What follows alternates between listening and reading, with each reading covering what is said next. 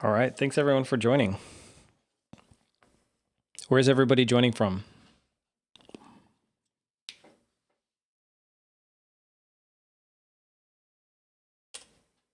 All right. Audio is good. Let's make a game. Norway.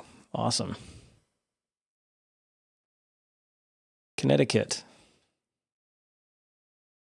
For those of you who don't know, I'm in Houston, Texas. I can't see that flag. It's tiny.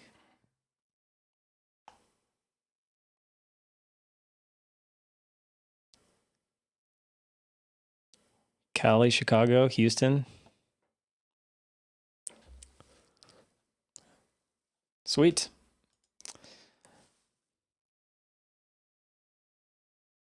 Paris, more California. All right, we got folks from all over.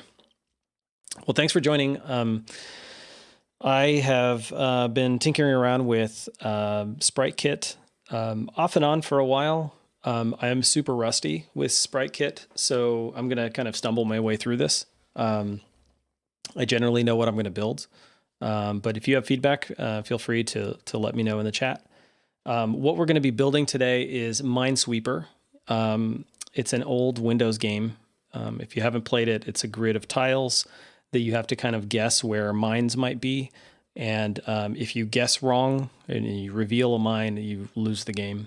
And then the tiles show you an indication of how many other tiles around that tile has a bomb. And so you use that to sort of flag where you think the bombs are until you've revealed or flagged all the tiles, and then you win. So we're going to do this with SpriteKit. I've done this in Ruby a long time ago using Gosu. And Gosu and SpriteKit are almost nothing alike, and Swift and Ruby aren't very similar either. So really, I'm just bringing along knowledge of the way the game logic will work, but we're going to dig into this project together. So let's go ahead and switch over to the desktop, and we will open up Xcode. I'm using Xcode 11.4, which is the latest version as of this recording. And we're going to create a cross-platform game. So I'm going to hit next, and then we'll call this Minesweeper. And then for the game technology, I'm going to use SpriteKit, but there's a few others you can choose from here. I'm not at all qualified to tell you how all of these work, but SceneKit is more like a 3D thing. RealityKit's more of an AR thing. Metal is if you wanted to do, raw graphics, more directly to the hardware. And then SpriteKit is usually used for 2D games. And so that's what we're going to do today. I guess I'll just leave the defaults checked because why not? All right, and we'll plop this right on the desktop. Can we do the Ruby stream next week? Hey, I'm up for it. How long will this take? I have no idea. I asked my wife and kids if it would be okay if I had 2 hours. So we'll see how this goes. I'll try to get as much done in 2 hours if I can. If we're close, I may go over. If we're not at all close, then maybe I'll table it. And I may also turn this into an NS screencast. This is going to be more kind of figuring it out, how it works and how we're going to build it together, and hopefully get some feedback from you guys. And then once I have kind of the idea of what I want to build, sometimes I'll take these and make them into screencast and post it on NS screencast. Let's see. Hi from DC, from Romania, from Uruguay. Nice. Russia. All right. Okay. So we're given this project. There's some shared stuff that's going to be shared across all platforms. There's some iOS stuff, some tvOS stuff, and some macOS stuff. And because SpriteKit is cross-platform, most of the stuff we want to build is going to be shared amongst all the platforms. And I'm going to do as little as possible in each one of the platform-specific targets because you don't want to have to duplicate that code in each one. Okay, so let's go switch this over to the macOS target because this is going to be the quickest one to turn around. We're going to be able to run it, see it, quit it, run it, see it, quit it, and that turnaround time is going to be critical. And let's see, where did that window end up? It's just taking a second.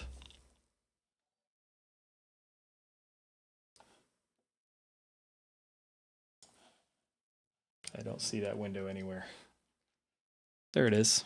Okay, so this is what we get by default when we create a new SpriteKit project. You can interact with it. It shows these kind of shapes and animations and stuff like that. It gives you some indication of how many nodes are in the scene and your frame rate. We're going to delete all this stuff because I don't want any of it. So we'll delete, I'm going to open up the game scene. This is a SpriteKit scene file, and we're going to delete that. So there's literally nothing in our scene. I'm actually not going to use the scene file at all. I'm going to do all of this in code. It's kind of like a similar trade-off between doing storyboards or nibs or doing your layout in code. And I think that, it's a balance. Sometimes it's easier to do in code. Sometimes it's easier to do in here. I find that, if you compare this design interface to something like Unity or Godot, which I do have experience in, this leaves a lot to be desired. And I feel like you have to leave the designer pretty quickly in order to sort of be productive. And so if you're only going to be putting a few things in the design surface anyway, I feel like sometimes it's easier just to do it in code.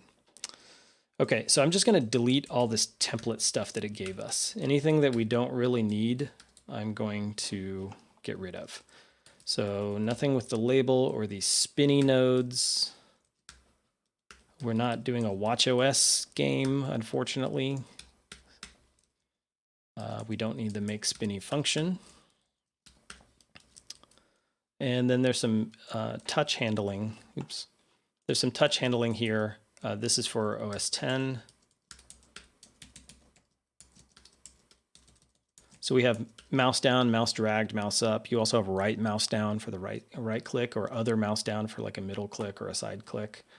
And then for touch handling, you have multi-touch, so it'll call you with a set of touches, not unlike UIKit. You'll get touches for all of the fingers or touches that are currently down on the screen, and you can move them independently. That can be really awesome in some cases, and it can also make things a little bit complicated. In this, like for instance, in this game, you're going to tap to reveal a tile. Do we want to allow people to use 3 fingers at the same time and tap? Maybe we do, maybe we don't. Maybe we just take the first touch. In this stream, I'm going to focus largely on macOS, just because it's easier.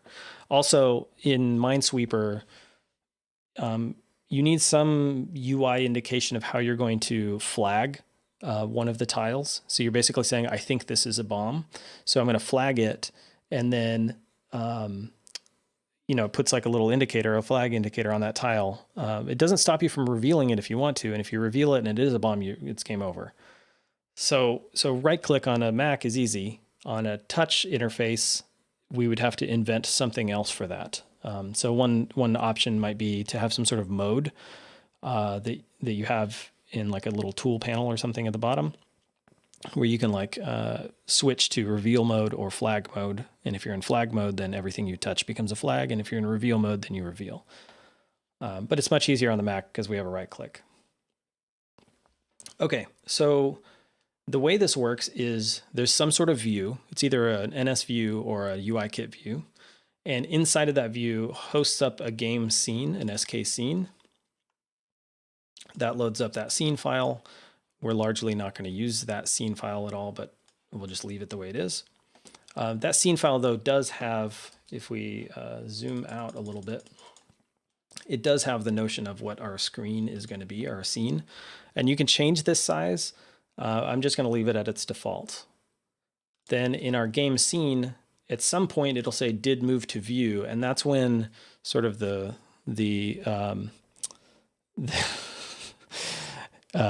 yes, this is me. For some reason, the artist from Spot the Swifty gave me blonde hair. Not quite sure. I'm a little bit more gray. Yeah, for those who haven't seen that, the April Fool's illustration that Paul Hudson put out had me included in there somewhere.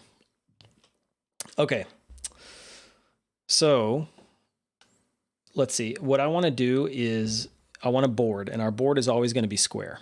So I'm going to take, let's just create, when we're setting up our scene, we'll create a board, And this is going to be an SK shape node. And the shape node takes a path. So we can say that we have a CG path, and it's going to be some sort of rectangle. Let's make a CG rect with 0, 0, and let's just do 1000 by 1000 with no transform. And then we can give this a color, a fill color. I'll use red. And then we just need to add this node to our scene so that it'll render. So I'm going to say add child, add the board to the scene. And we'll run it and just see what we get. Okay, so it is 1000 by 1000. And if you notice, it's just like way off the edge of our screen here. Now, the reason is that our origin is right here. And we said that it was, actually, sorry, origin is in the center, or anchor point is in the center of this node. So what we might want to do, we might want to say, so board.position is a CG point. So right now the position is at 0. Okay, so it's showing up like that. And if you look at our game scene, you can see that 0, 0 is in the dead center of the screen. So what we need is, if we want it to sort of be centered in this area, is create some sort of rectangle. And so I'm going to actually end up doing a square that fits inside of our scene's bounds and then center it. And we're going to have to do this in the event that the scene changes, like on an iPad, for instance, you could rotate. So I'm going to change the way this works. Let's actually make a function to reposition the board, because we want to be able to call this in, I think there's a did change. Yeah, there's a did change size as well, where we might want to call a reposition board again. So that way we can do it in both places. Now, that means this path can go in here. And now I can say board.path is this. Now the width and height, I don't know what those are. So let's grab the dimension from our size. And we either want the size.width or the size.height, but I want the smallest of the two. So if we're in a wide orientation, the vertical is going to be the small dimension. And then that way we can just take dimension and dimension here. So it's a square. Okay, so that means that I need to offset the x to be negative half of that value. And let's do the same thing for y, negative dimension over 2. And we need to make this board an SK shape node. I'll make it an implicitly unwrapped optional because our scene is created long before it moves to the view and we call setup. So I can just do that. Now setup scene is where we create our board. Now we can set the path to it.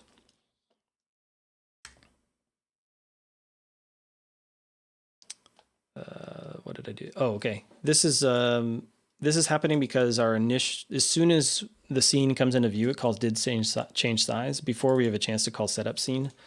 So I'm just going to check board not equal nil, else return. Okay. I actually want there to be a little bit of a margin around the view. So let's make a constant for the margin here, which will be a CG float, and maybe we make it 20 points on all sides. So then our dimension is going to be minus 2 times that margin.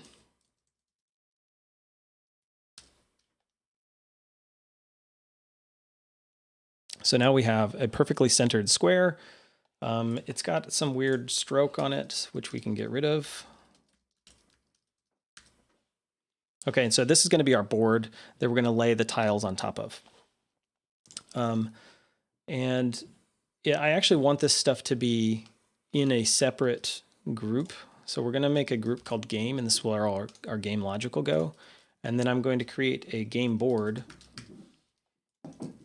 We'll import SpriteKit here, have a class of game board,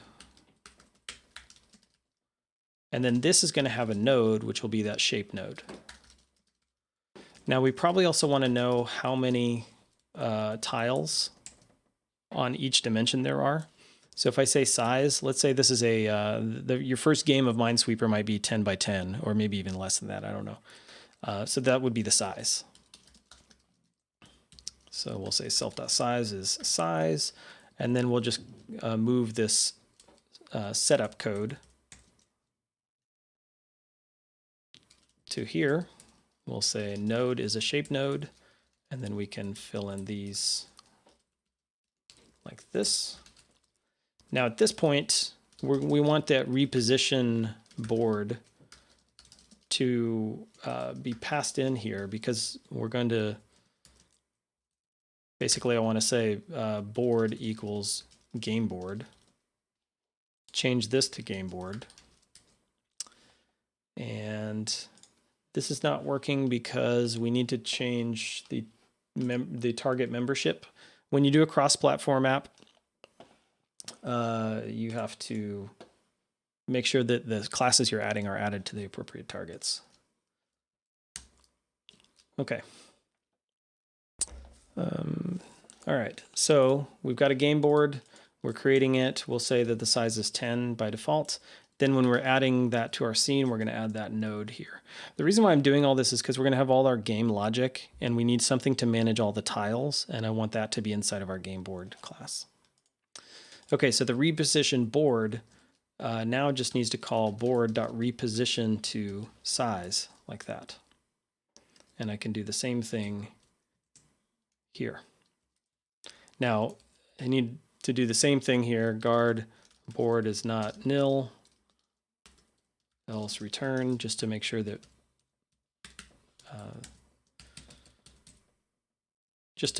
that's okay. Okay, so now let's see, reposition board, I suppose needs to have, maybe I'm going to move this in there and then call that. Yeah, I'm going to do that. Reposition board. So that way we can keep our margin and everything outside. And then the setting the path is going to do that. This is going to be CG size, width, dimension, height, dimension. Now we can set our nodes path to size.width over 2, size.height over 2,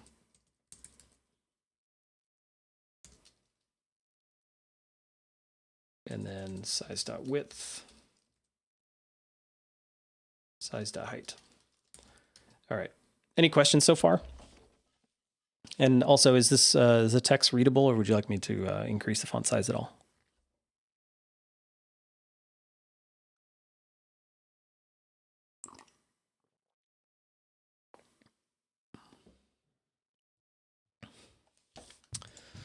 All right, let's make a new class for tile. All good, thanks. Okay, so our tile class is going to import SpriteKit.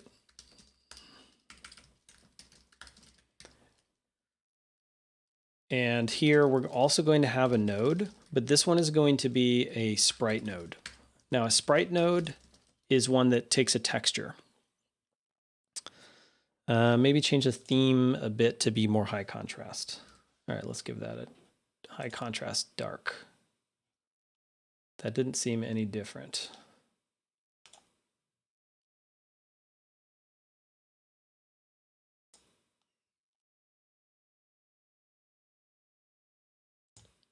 I could do this. Do you guys like the lighter?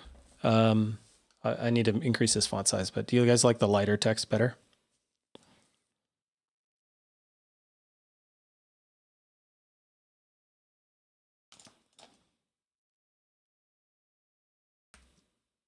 Please dark. All right, I don't think I can satisfy everybody. I'm just gonna go with presentation dark, and I'll do that. Okay. All right, man, a lot of dark fans. Okay, so a sprite node is just like another node. You can add it to a scene, but this one takes a texture. And I have acquired from somewhere on the internet this PNG that is all of the sprites that we're going to need, but they're all in one PNG. And so you can hand this to an SK texture and say, here's your texture. But what's easier is if you have separate textures for each thing.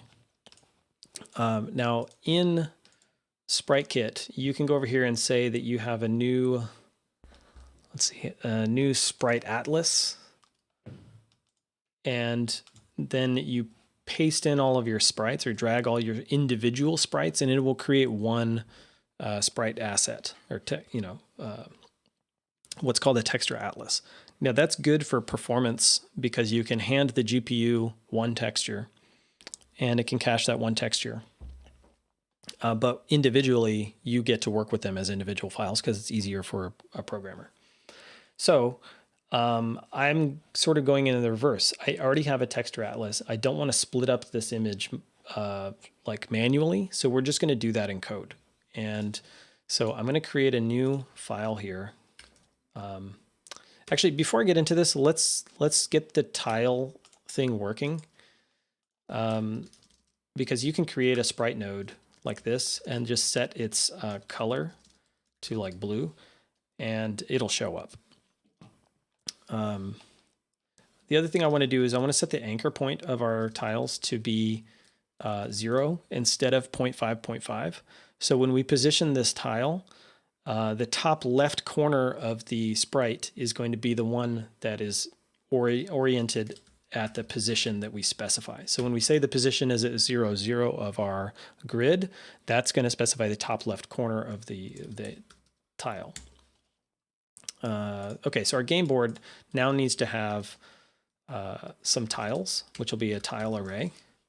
And we're going to say generate board. Okay, so that's going to be a private func generate board. We do need to make tiles an implicitly unwrapped optional. We can make this private actually, so nobody can modify it. But because we're just going to be calling a method and I want to do it inside of here, I need to make tile part of our target. Okay, so let's just start with a single tile.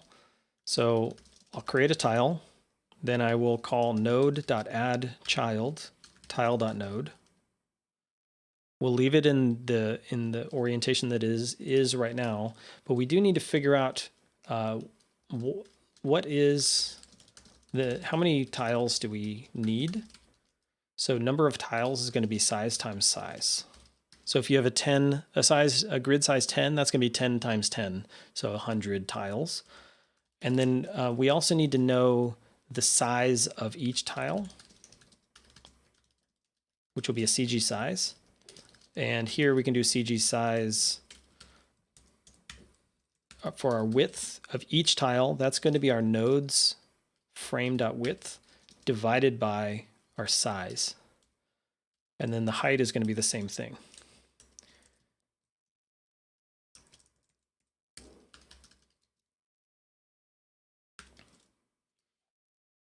So if we are 1,000, let's say we're 1,000 points by 1,000 points, and there's 10 of them, then you divide by 10, you get 100 by 100. So that's going to be the size of each tile. Now, we can't do it here because we don't have a size yet. Our board is empty. Our board has no size yet until reposition board is called. So once we do this, we're going to have to add our tiles to an array so that when we reposition to this size, all of our tiles will resize and reposition based on the new size. So we might say, tiles.forEach.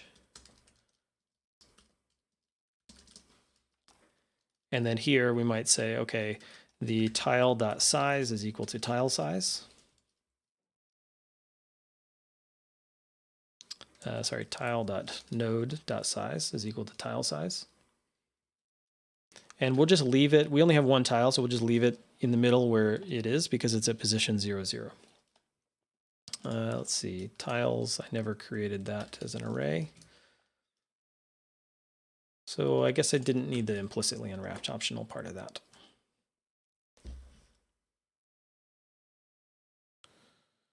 All right, so now what did I do wrong? Let's go back to our game scene. I think we didn't call reposition board here. Yeah, there we go. Okay, so a little bit odd here because you would expect it to be in the dead center, and that's only because I changed the anchor point. So the dead center is actually this corner here. And so I lied, it wasn't the top left corner, it's a lower left corner where the origin is. Now we can change that again. I can change it to where our origin is up here. You know, I'm so used to the way UIKit works that I want the origin to be in the top left corner. But depending on what platform you're on, sometimes that's not the case. And in SpriteKit, that's not the case. Your origin is in, you know, lower left. Actually, origin is in the center, but like, you know, from there, negative y goes down and positive y goes up. It's a little bit odd to my eyes anyway. Okay, so let's see. We want to reposition that so the top left corner is there. So in our tile, our anchor point now can be a CG point where x is 0 and y is 1. So now at the center of the board, it sort of acts the way I would expect it to. Okay, so now I just want to fill up the board with these tiles. So we're going to need to know, let's go back to our board. When we're generating our board, we're going to say 0 dot dot, let's say dot dot less than number of tiles. Let's see, for each.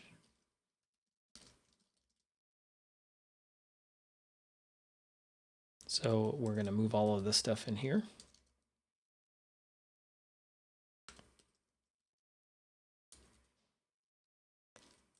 And now we need to know, as we're iterating through, which tile, column, and row are we?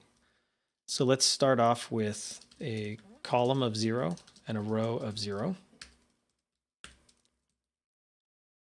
And then here we create we loop over each one of the tiles. And then we need to set the x value and the y value of this tile.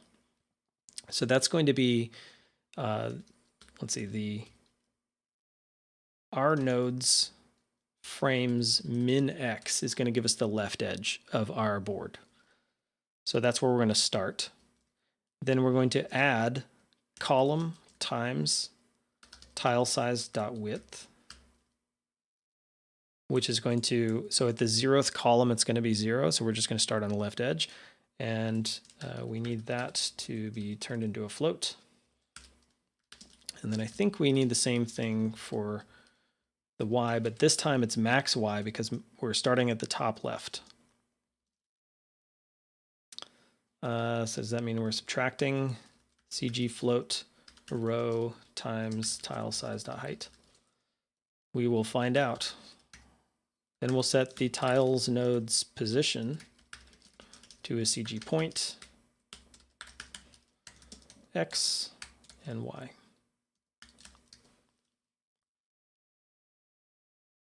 Oh yeah, and then before we're done, we're going to increment column. And if the column is greater than or equal to the size, then column is going to go back to 0 and our row is going to be incremented. Let's see. Okay, size is probably a bad name because we have size here. Let's, what do I want to call this? Board size, maybe. Because size is the number of tiles we have.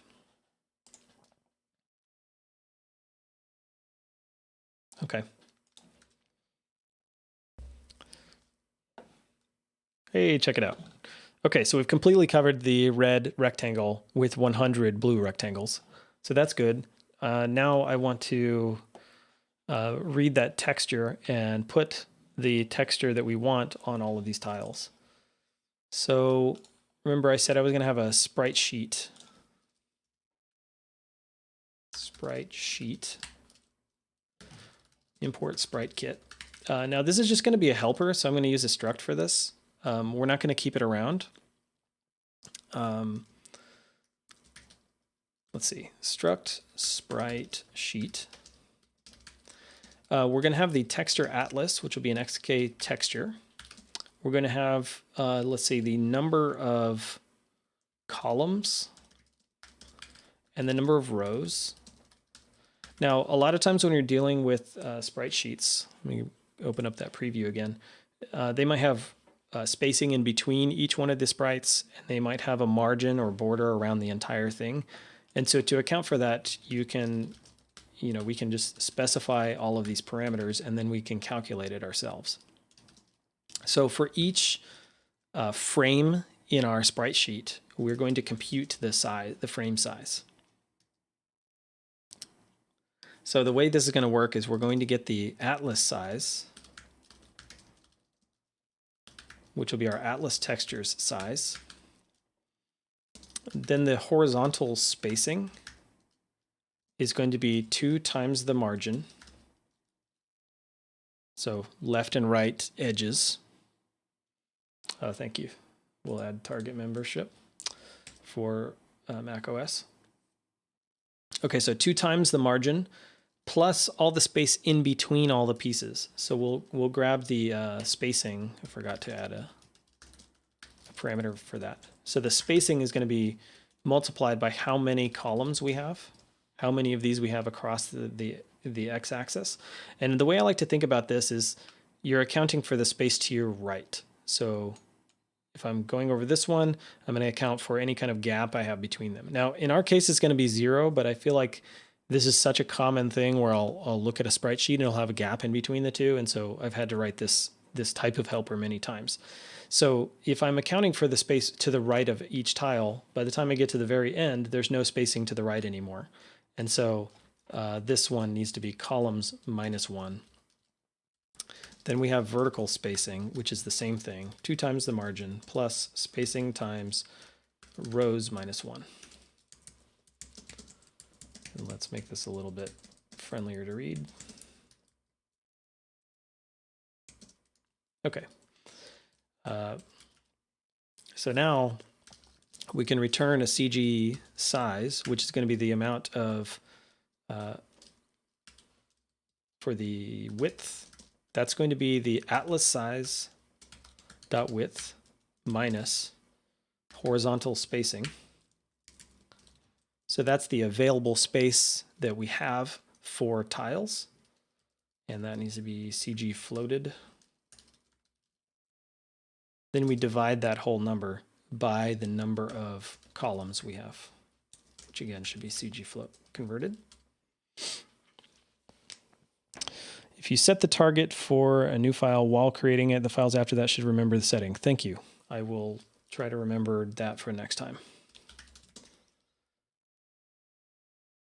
Okay, so then the height is the same deal. We'll take the height of our entire atlas, subtracting out any kind of vertical spacing we might have. Then we'll take that number and divide it by CG float by the number of rows. And okay, now we've succeeded. So now we know the size of each frame in our sprite sheet. So now I want to have a function to get the texture for row, column, and that'll return an SK texture, optional. So if you ask for one that's out of bounds, I'm going to return nil. Oops, these are integers. So texture. Okay, so I want to quickly check to see if these are out of bounds. The way I like to do that is to say guard 0 ... less than rows. It includes the value. So we can use this like On any kind of closed range, we can use this operator to see if it includes that value, and it'll return true or false. And 0 dot dot less than columns. Columns includes our column. Otherwise, we return nil. So that'll be our out of bounds check. So next, we need to compute the rectangle that is going to be, let's see, texture rect. This is going to be the sort of pixel rectangle of where that is in there. So if we want to grab this one, we need to skip that many in front of it, plus skipping all the padding and the margin. So we'll take a CG rect. The X will be CG float margin plus, and let's do each one of these on its own line so we can read the math a little bit better. So we'll start with the margin. Then we need to add in the column times the frame size dot width. And I want to cache that frame size because this is a computed property and there's no reason for us to keep doing this math every time. So I'm just going to make it into a local variable and then use that local variable from here on out. So this will be column times the frame size. Again, this needs to be CG float times the frame size dot width. And then we need to add in the spacing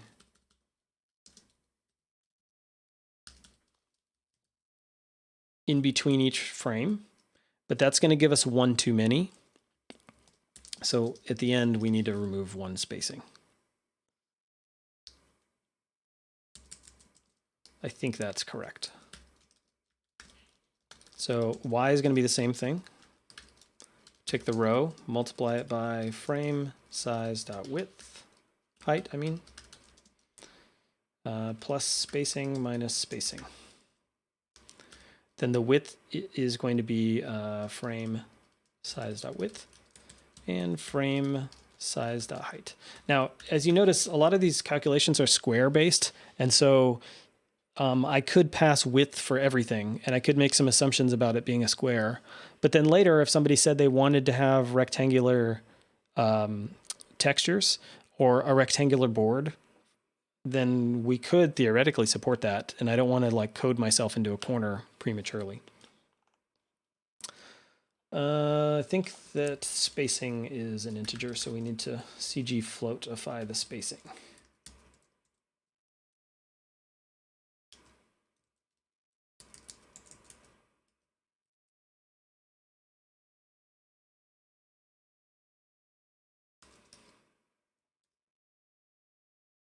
Okay, so now we've got a texture rect. Now, unfortunately, this is only half of the, this is only kind of half of the problem. So what we need to do is actually, instead of specifying pixel coordinates, we need to specify like percentage into the texture, because that's how texture coordinates work. So we need some sort of normalized rect.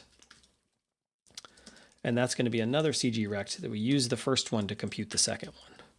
So the X here is going to be how far along the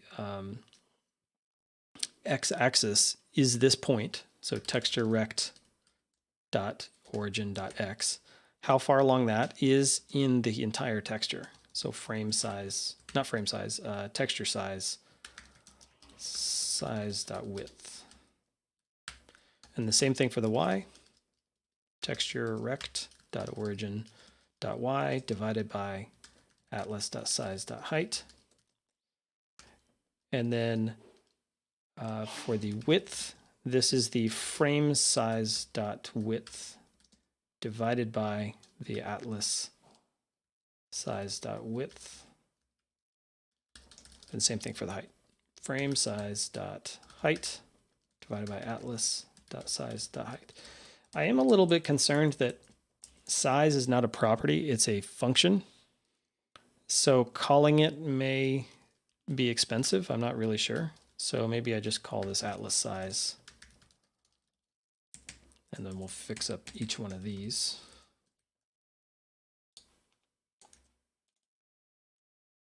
Oh, I will attempt to do this in a way that I keep trying to learn this, but if you hit Control Shift down arrow, you get multiple cursors, right?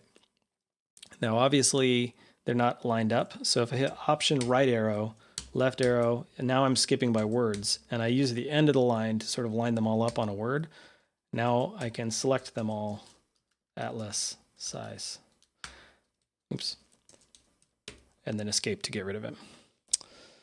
Okay, in my opinion, the contains method makes the code more readable in that context, or the if predicate pattern matching of the if predicate. Oh yeah. So you could say 0 ... underscore rows dot contains row. Yeah, I like that too. Okay, so now we've got our normalized rect, and now I can return, sorry, I need to return a texture finally. So let's grab a texture, sk texture. And the one we want is the one that takes a rect in texture, normalize rect in our atlas, and now we can return that texture.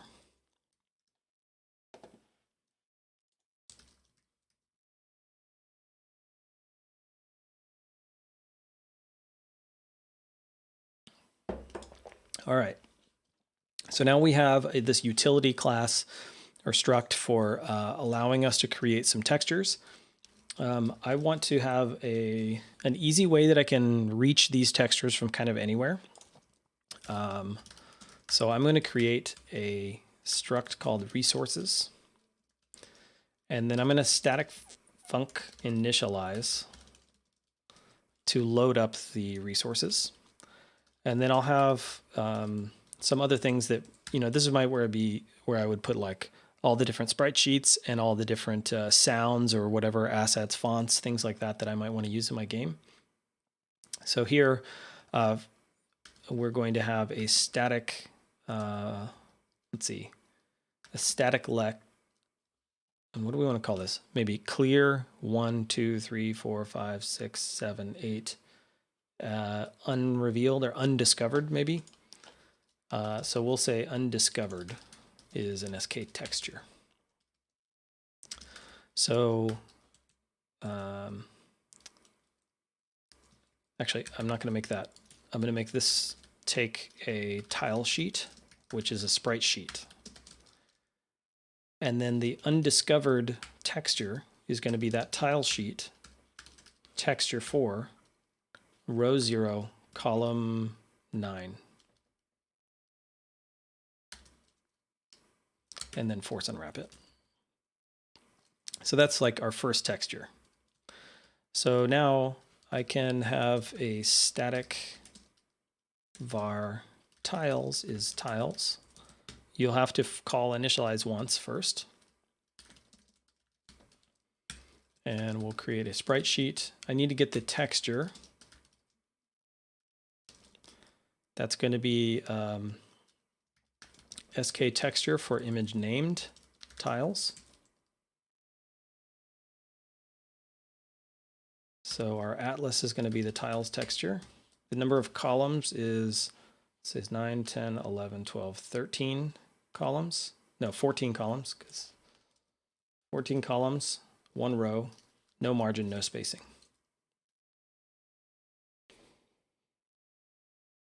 Okay, so Mr. Two Straws. Is loading an atlas with code easier or more efficient than using Xcode's built-in texture atlases? The answer is I tried to use the built-in stuff, and I think that it works the opposite way of what I want. Whereas, let's say your designer designed 15 different images, different PNGs, and we want the game to load them all up as one texture, but we get to treat them individually as textures because it's easier to work with. And so in that scenario, you'd go over here to the sprite sheet and you would just drag in each one of your sprites, and it would then create a texture atlas for you. And then when you ask the asset catalog to give you back that texture, it would do basically what we had done. If I'm wrong on that and there's a way to do it the way I just did, I would love to hear about it. Oh yes, and this is a CocoaConf mug. Long ago, I was on the CocoaConf speaking circuit, and so I've spoke at probably a dozen, probably more than that, probably about 20 Coco Comps back in the day. And every single one, they would give me a mug and a t-shirt. And eventually I had so many that I just had to say like, okay, thanks, but I don't need any more. But these are my favorite shaped mugs. I love these things. It's like, it's my mug. I have like 8 of these in the cabinet, maybe less than that now, but yeah, my favorite mug. All right. Where was I? Okay, so our tile now currently is blue. And when we're creating the tile, I might say tile.node.texture is resources.tiles. Oh, I did it again. Dang it. Sorry, whoever that was that told me about the target membership. I forgot again. Okay. Resources.tiles.undiscovered. So this is kind of like a, sidestepping, your kind of typical normal rules around, where should these things live? Often in game development, the patterns that you see or find useful are totally separate from the ones you find useful in general app development. It's one of the reasons why I like game development. Is it presents like a totally new set of challenges, and you can kind of question things that you hold dear that you might never do in a normal app. I'm like perfectly comfortable saying resources is a thing separate from my app that I should be able to reach in and get any texture I want from anywhere. Okay. The other thing I want to point out is that tile right now is really a dumb class. It's meant to be owned by the game board, and the game board is going to be setting its textures. So it's kind of violating encapsulation by twiddling with its texture directly. But I find that having the logic in the game board and using the tiles like a data object makes more sense. Okay, so we do need to initialize that. So I'm going to do that up here, resources.initialize. And one thing I'll probably do is make a private init so that nobody can call that accidentally thinking that initializes. All right. So if we've done our job, we should see the texture, and we did. Pretty amazing, except it looks blurry as crap. And to understand why it looks blurry, let's open up an image editing program. And I'm going to create a 2x2 image, which is right here. Okay, so let's grab a color. Let's grab red. Come on. Okay, a sort of red. And we'll do that and that. And then we'll grab, let's save this color. Then I'm going to grab a blue. I'll save that color too. So this blue is going to be this and this, right? Okay, so in graphics hardware, you often have textures that are smaller than the things that they're being applied to. So in our case, our tile is much smaller than the pixel dimension of this area. So it's got to stretch it up. And so we've got this 2x2, you can see the pixels here. And if I take this thing and I want to make the same thing, but in a 4x4 setting, let's give ourselves some room here. And now I want it to be kind of like this, right? This is kind of what I want. So unfortunately, the computer doesn't know that I want that. And what it's trying to do is be really helpful and say, let me pick a color that's kind of in between, blending those two colors together, and I will use that color here and here. Sort of. It's not quite the same. In fact, maybe a better way to illustrate this would be to use something like this. Yeah. So this is kind of what it would do. It would blend all these pixels together, creating some sort of blurry, confusing mess. And it looks fine if it's like a, somebody's skin or hair or, a sign in a video game and you're wrapping that texture around, tree bark or whatever. There's many cases where that's what you want. And 3D graphics engines often trade sharpness for smoothness when it comes to scaling up and down textures. So what we wanted was a technique called nearest neighbor, where when it's trying to fill in the empty pixels of the texture of the size that we want, there's a bunch of blank spaces now, and it's got to pick a color value for that. And we wanted it to just grab the nearest color and use that. But unfortunately, what it does is it samples the colors to its side and blends them together. And you can actually see this in image editing programs. If I take this and say resize this image, and you can see the scaling mode. There's 3 different modes here. I'm using the app Acorn, by the way. The scaling mode, if I do nearest neighbor and I say, please scale this up to 20 by 20, it does, and it looks exactly like what we wanted. Now, if I undo that and I try to do it again, and this time I use like simple affine, 20 by 20. Now we get that kind of blending weird look. So for pixel art games, you want nearest neighbor. And so I want some way of doing that. And I'm going to give that to the sprite sheet itself, where when you're asking for the sprite, you can give it a filtering mode, which will be a SK texture filtering mode. And then maybe we can just default that to nearest. And then here when we create our texture, we'll set that to nearest.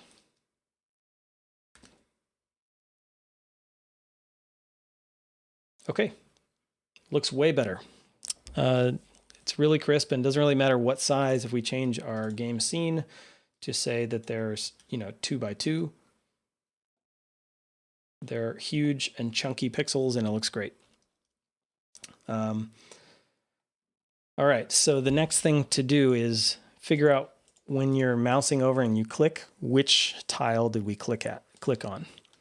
So Gameboard manages the tiles, so we probably just need to say tile at X, and this needs to be position CG point, I think. And that will return an optional tile. Actually, this is going to be a private func. We definitely need this behavior, but I don't want to expose that. I don't want the scene twiddling with tiles directly. So here we might say reveal tile at position. And I think I like it like this better. Okay, so now this could say, okay, is there a tile at that position?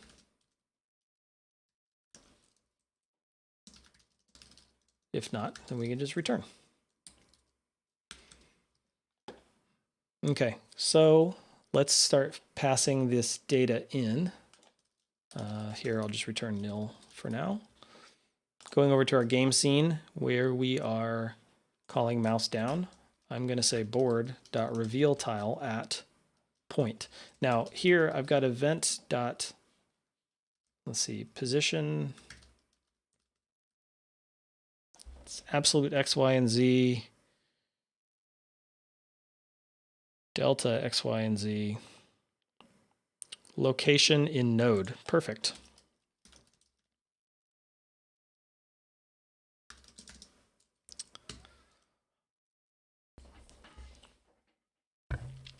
So, okay, this position, we're going to reveal a tile at that position. And let's just log out the positions that we get here. Position, like that. Okay, so that was -343 by 238. All the way on the left edge, you can see it's -491, and this one should be +491, and it is. So you can see that, again, our origin is in the center. So in order for us to figure this out, we want to know kind of like what percentage across the plane is the mouse. We can also check to see if the mouse is out of bounds to return nil. Is it true Apple is working on a replacement to SceneKit? I have no idea. SceneKit is not widely used in the industry, unfortunately. If you're making a game, it's almost certain you're going to use Unity, Unreal Engine, or something like Godot or Love 2D or something else. I follow a lot of game development news just because I find it really interesting. And I really don't hear a lot about Apple technologies in game frameworks, especially because despite this being cross-platform, it works on Mac OS, tvOS, iOS, and on the watch if we had checked the box, but it's not going to work on Windows or Linux or Steam or a Nintendo Switch, for instance. So I think they're working on something new built on top of Metal. I don't know. It'd be interesting. I definitely recommend playing around with other languages and technologies. I find it personally really interesting. Unity is, it definitely has its warts, but it is such a powerful editor and framework and sort of whole ecosystem that I think there's a lot to learn in terms of what an editor could be, what an IDE could be. Anyway, but C#. I definitely prefer Swift to C#. Okay, so what I want to do is take the position and let's see. We want to take the. How do I want to do this? Let's say our position is on the left edge, right? So it's going to be like negative 491. And then the right edge is positive 491, right? So like this is our range. So the width is, well, we have the width. That's our nodes frames width, right? So if I take this, if I add half the width back to the point, let's just do the math real quick. Yeah, SpriteKit and SceneKit are built on top of Metal already. So is UIKit. Unless you're dealing with your own engine, you really don't have to use Metal directly for like 2D games and stuff like that.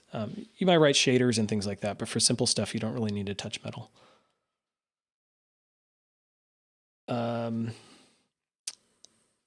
Is it not possible with the tile objects to capture clicks and touches? It's possible. Yes. Yeah, okay, so here's another thing you can do. You can check to see what node received the mouse. That may be a better way to go. The problem is that you would get the node that belongs to the tile, but there's nothing that lets me traverse from the node to the tile. I would have to ask the board, hey, whose tile is this? Ask all my tiles, which one of you has this texture? So I'm not sure of a good way to do that. I think there's something on scene. Nodes at point.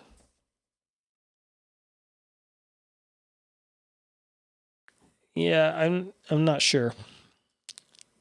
There's definitely a valid approach, and you could proceed down that path, but I think that I'm going to go with this way because honestly, the math gets a little bit head twisty, but once you get it working, then you just lean on this function, right? So this is kind of what I'm thinking of. Okay, so what I want to do is I want to take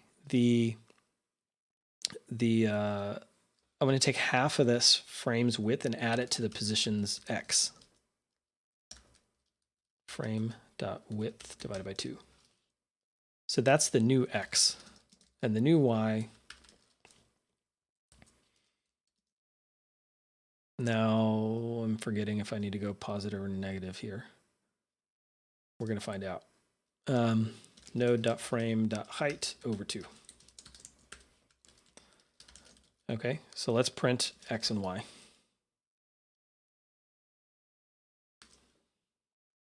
So what we're looking for is to convert this to 0, 0. And I got it backwards for the y. So this one needs to be y minus that. No, that's not going to work. Or is it? I'm at minus 25. I wouldn't expect that.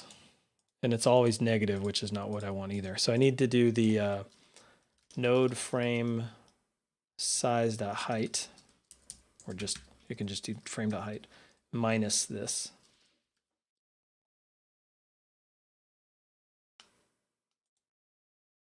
So like the X, you can see the X is working. So I've got negative 491 turns to 0, and then this one should be, 490 something turns into double this number.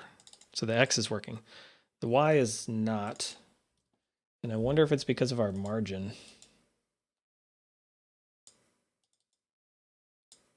Yeah, I think it's because of our margin, which is strange because it's 0 and the X right here.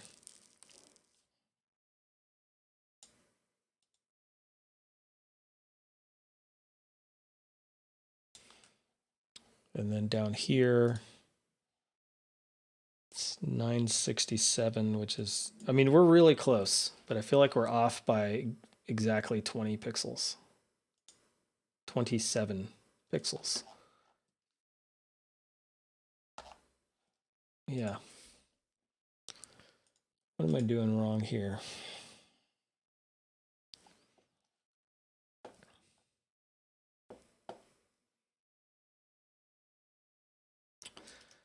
Oh, I know. I think I know why. Let's print out the node frame because the origin isn't a 0. I'm missing the min y somewhere.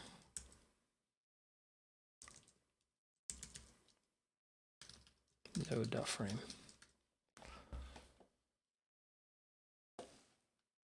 All right.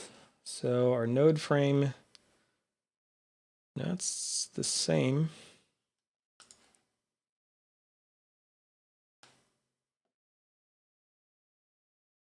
All right, so that position is 466. So we take the height, which is 984. Right, so that's at the bottom. Then we subtract the Y position,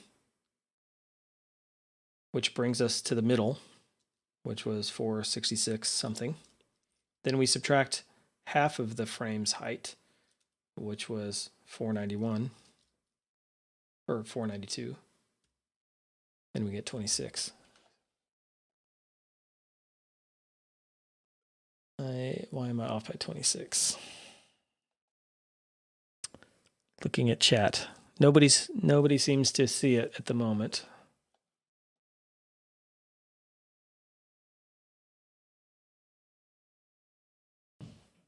Our position is different, for sure. I think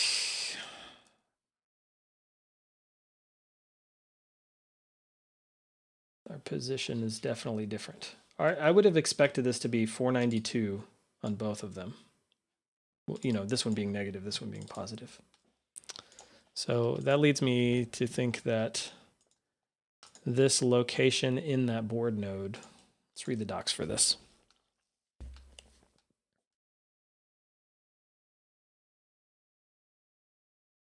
A node that is descendant of a scene presented in the window that receives a mouse event.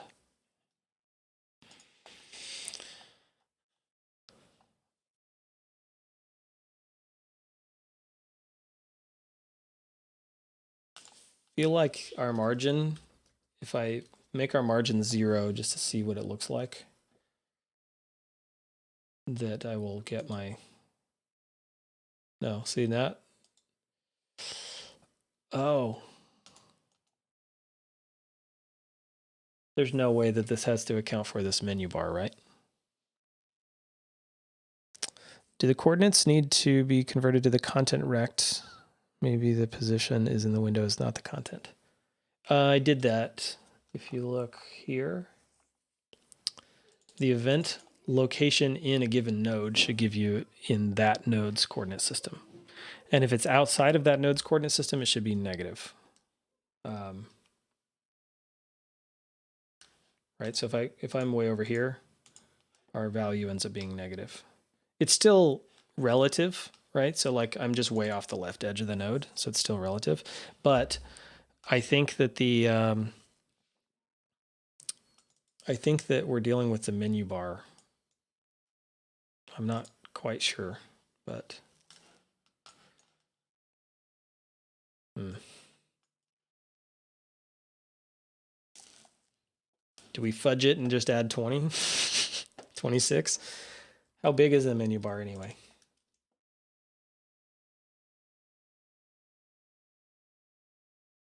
Oh, I'm not going to do that right now, deny. 20. 22. I'm not quite sure. We're going to punt on this, and I'm going to add 20 to it.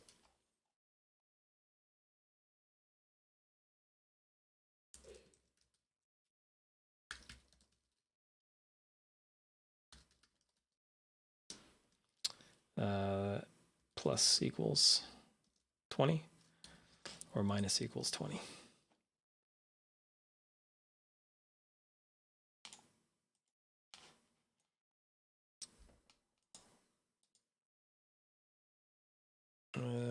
That's not right either.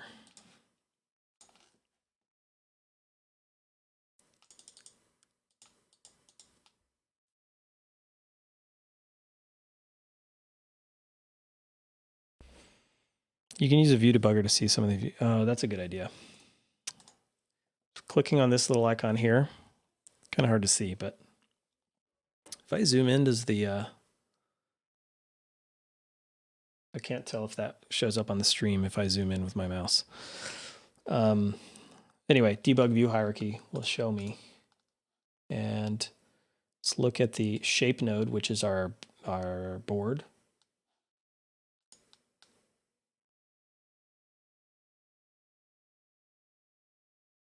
You know what else is interesting that I could do?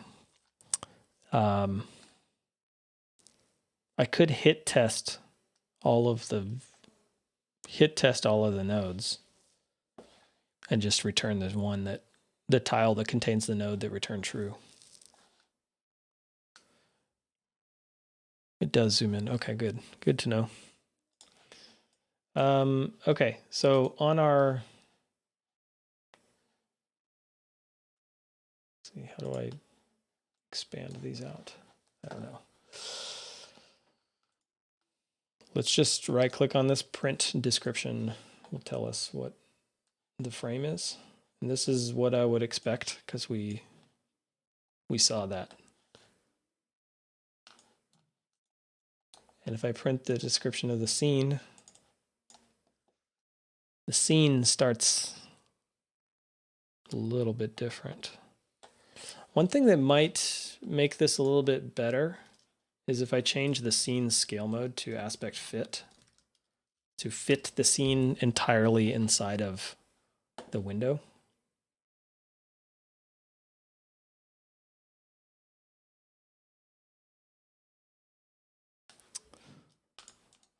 This is really, really frustrating.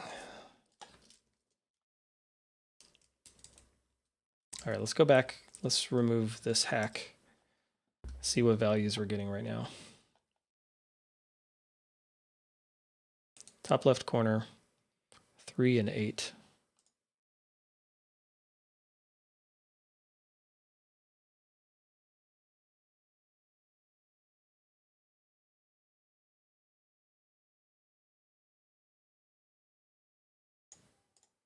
All right, I think you need to convert the fish from the Windows coordinates to its content view. Oh, okay. Now I see what you're getting at. Event.location in window versus node. I would have expected the location in node to do this for me.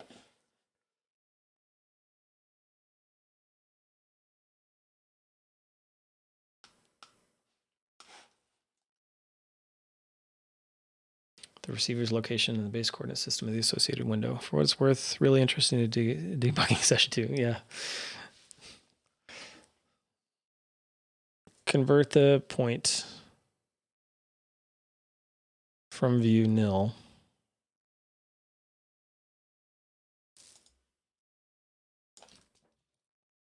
The problem is then I don't get the location in board.node type.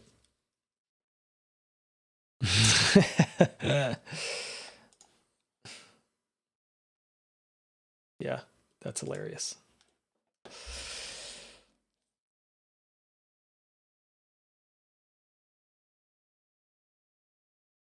All right. Well, so normally I would say this is absolutely what I need to do is convert it to the view first. But because location in node should do this conversion for me, I don't see any other useful information about this. The other thing that's really frustrating is that now I seem to be like just a few points off, right? Wait, that's negative. This is really close. All right, so where my mouse is right now, that is the origin, and it doesn't quite match up. I'm a few pixels off. If the menu bar was being accounted for, the frame size you'd be getting would be taller than wider. Yeah, well, I was thinking maybe the origin of my scene would be different. I'm not sure. Set a breakdown on the mouse point, live check values in there. Yeah, I could do that. But in the interest of moving on, I think I'm going to leave this stupid hack in here because it is close enough for us to get through to the next step. But definitely need to figure out why I need to fudge these numbers. You know, if anyone else wants to tackle this while we're working, let me know. Okay. Reveal a tile at that position. Okay, so now that we got the X and Y that are in kind of normalized coordinate systems, we got a 0, 0. We want to make sure that X is greater than 0 and X is less than or equal to, let's see, like less than or equal to frame node.frame.size.width. And Y is in that same range. Y is greater than 0. Y less than or equal to node.frame size.height. Otherwise, return nil because we're out of bounds. I'll leave these in here for now. Okay, so now we need to figure out like what percentage across to get to like the tile coordinate. Programming is often like shooting a movie. Don't look outside of what the camera sees. It's all gaffer tape and clamps. Yeah. Like for instance, if I move my camera over a little bit. Oh yeah, you can see my room. It is so true though. The amount of bugs that you deem as, oh, I can work around it, or especially in game development, there's so many things that are just hacks upon hacks that happen to work. This particular one, I know we could figure it out, but it might be more of me scratching my head for like half an hour, which is not very entertaining.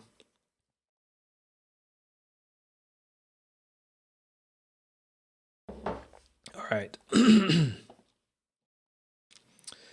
Okay, so what I want to do is get the tile coordinates, right? So like in a 10 by 10 grid, 0 to 9 by 0 to 9. And so the way I'm going to get that is taking the X and dividing that by our node's frame.size.width. Actually, I keep forgetting that I can omit size here and just use the helper that gives me width and height that way. And then if I integerify that, then I will get the tile X. And that's going to be int y divided by node.frame.height. So now I've got two coordinates, but I've got a single tiles array, right? I've got tiles, and I need to figure out what the index is. And so the tile index is going to be from the, we need to multiply the tile y, which is basically how many rows down. And for each row down, we need to occupy one entire width of elements. So tile y times the size is going to give us how many we need to skip to reach the first row, then add tile x to that.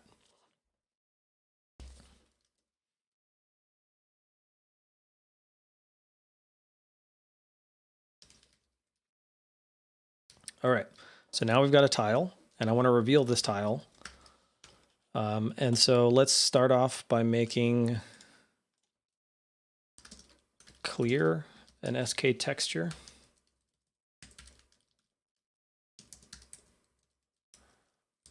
Clear equals tile sheet, texture for row 0, 0.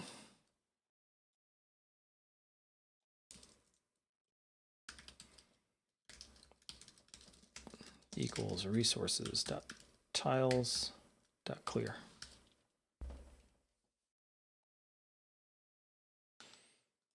Okay. Seems like I already have a bug, but we'll get that working. Sorry, tile at doesn't want to do that.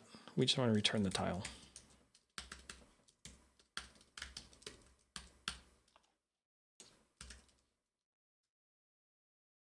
And let's go back to a bigger board.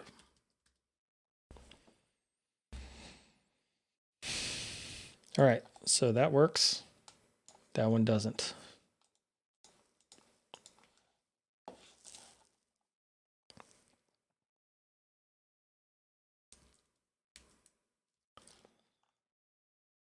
Let's set a breakpoint here. And so this one should be firmly in the second tile spot.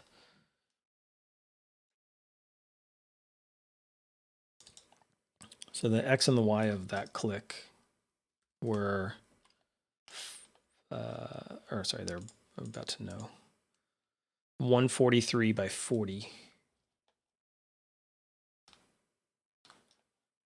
So then the tile X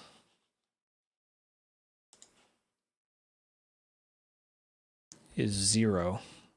That's wrong. 143 divided by node.frame.width. It's 14. Oh, I'm missing something here. I need to take that and multiply by the number of columns that we have. Right, so that's 14% across the size.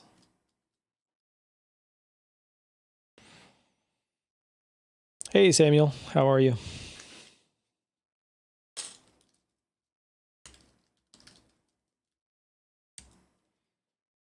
Live debugging, yeah.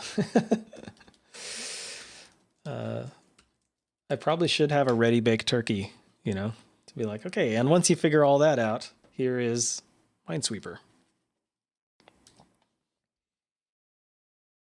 All right, we know 0, 0 worked. That one works. Let's check all the corners. Sweet.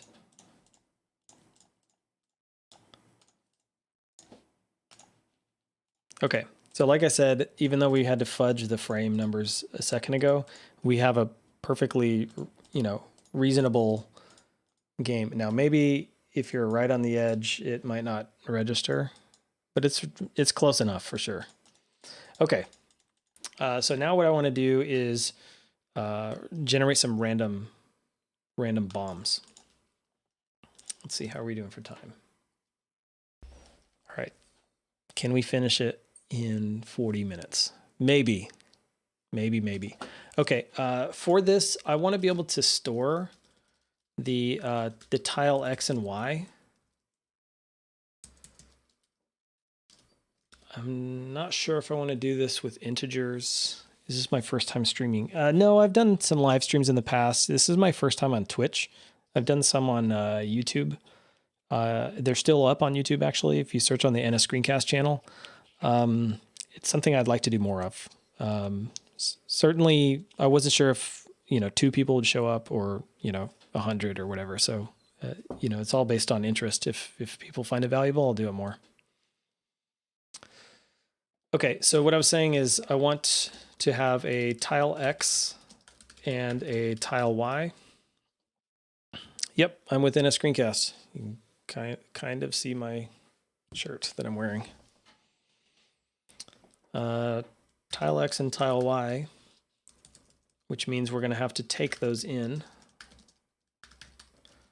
And I could use a CG point for this, right? But CG points are floating point, and so they're all CG float based. And I want to make sure that it's obvious that these are in tile coordinates, so integer based, not pixel coordinates. So, I think that this is probably an okay approach. Another approach might be to have like a tile coordinate type that I use and pass in, you use integer values there. So self.tilex equals tile X, self.tile Y equals tile Y. All right, so now we've got the tile. We also need to know whether or not this is a bomb or not. And I'm going to generate all the tiles, and then I'm going to randomly pick tiles to become bombs, because that'll be easier in the math later. We let the stream for replay. Yes, I did check the setting in Twitch to allow replays of the stream. I think that'll only last 2 weeks, so I will probably also post this to YouTube.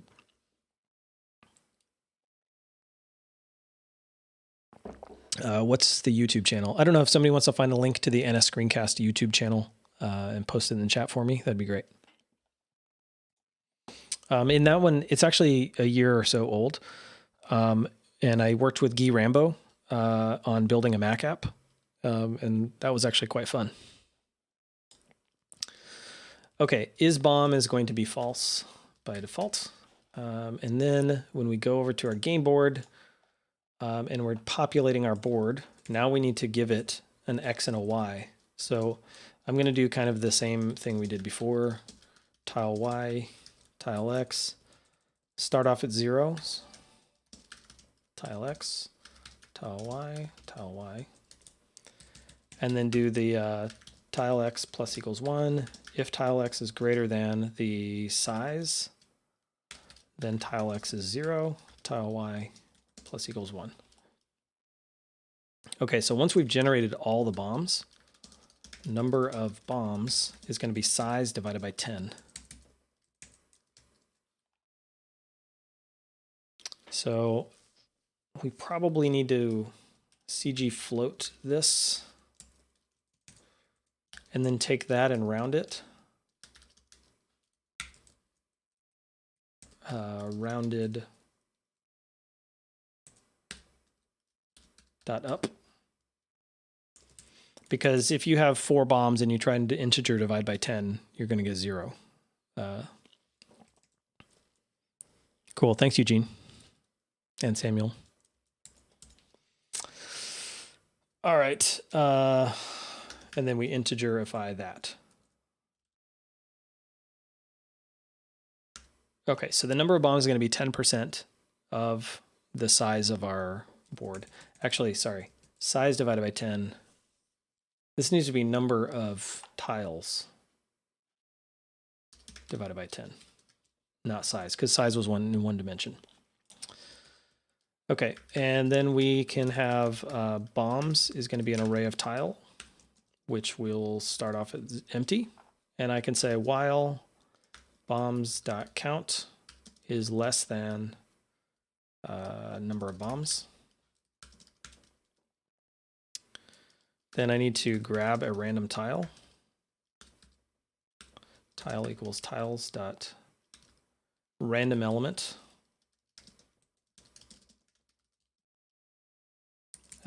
If we didn't get one, then we want to avoid an infinite loop here. So we're going to break. And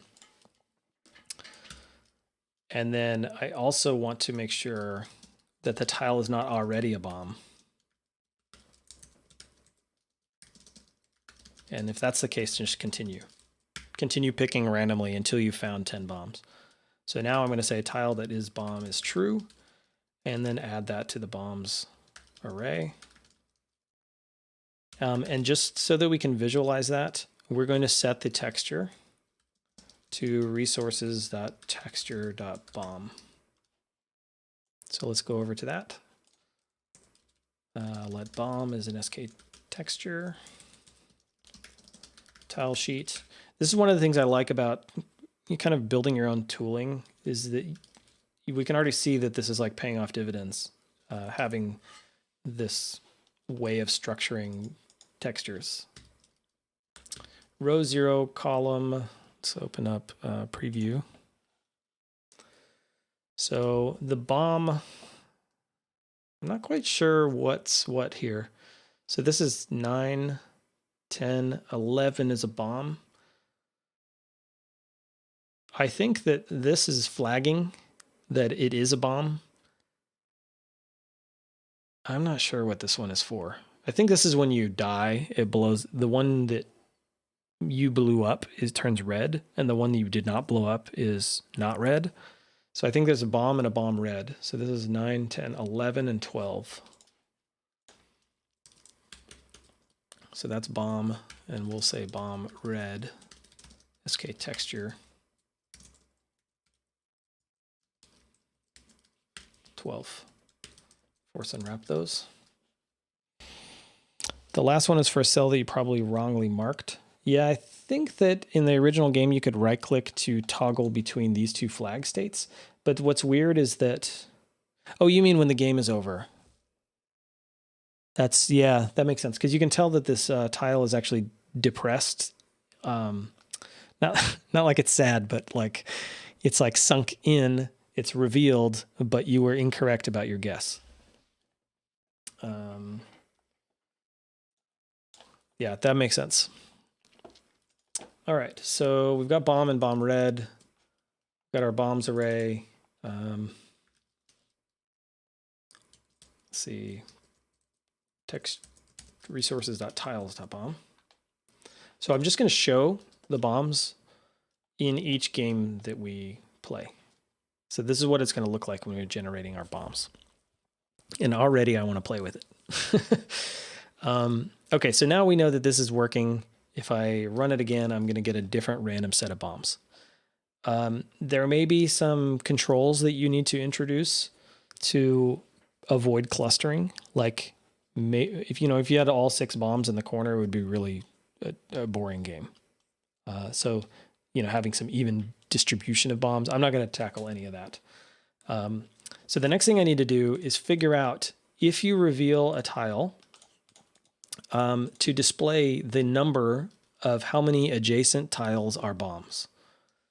So for that, in our resources array, or resources tiles data structure, we're going to have 1, which is an XK texture, 2, 3,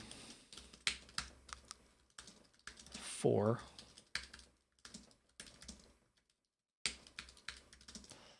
5, 6, 7, and 8. So now we need, oh, that did not work. Nope. All right. 1 tile sheet texture for row and column. I think that is at 1. Yep. This is 2 at 2, 3 at 3.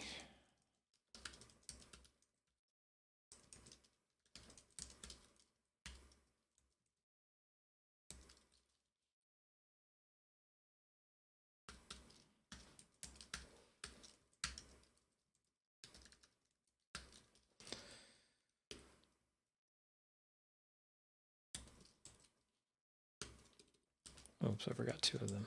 All right.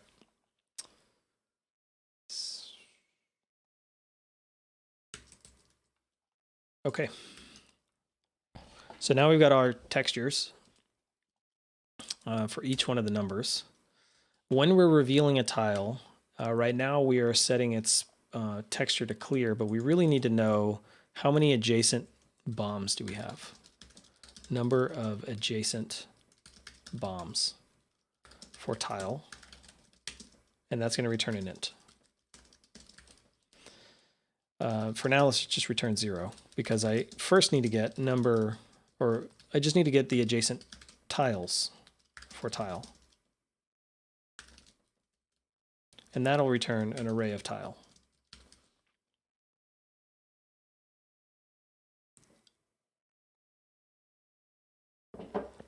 All right.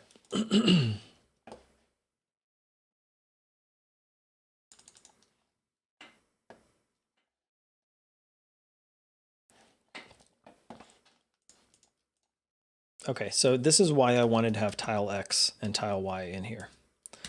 So we can say adjacent equals an array of tile. And then, sorry, that is an array of tiles. And that equals, actually what I'm going to do, we don't need to specify the type here. We can just, in fact, we can just return this. I'm going to say tile at. And so this is where, remember I said tile at position, taking a CG point. This is tile at like pixel position. And I want tile at integer coordinates. So one option for this, and did we already do this? We did. So one option would be, and I don't know if I want to continue with this, but let's say we have a tile coordinate and has a x, which is an int, and y, which is an int. Those should be immutable. Okay, so let's say we have tile coordinate, and then then we have another func tile at coordinate. Tile coordinate returns a tile optional. This guy. So like we can start extracting helpers. Private func coordinate for pixel position. Coordinate at pixel position. CG point returns a tile coordinate. Then we just take these two.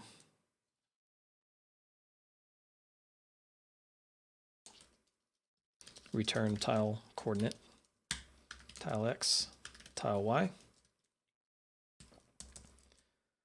So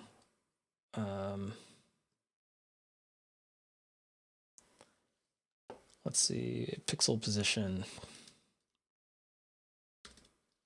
Pixel position.x.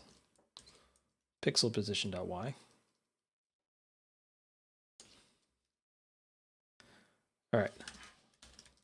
Tile coordinate, or what do we call it? Coordinate at CG point X and Y. Now that we have a coordinate, we can return tile at coordinate and move this over here. Okay. Coordinate dot tile coordinate dot x, sorry, y times size.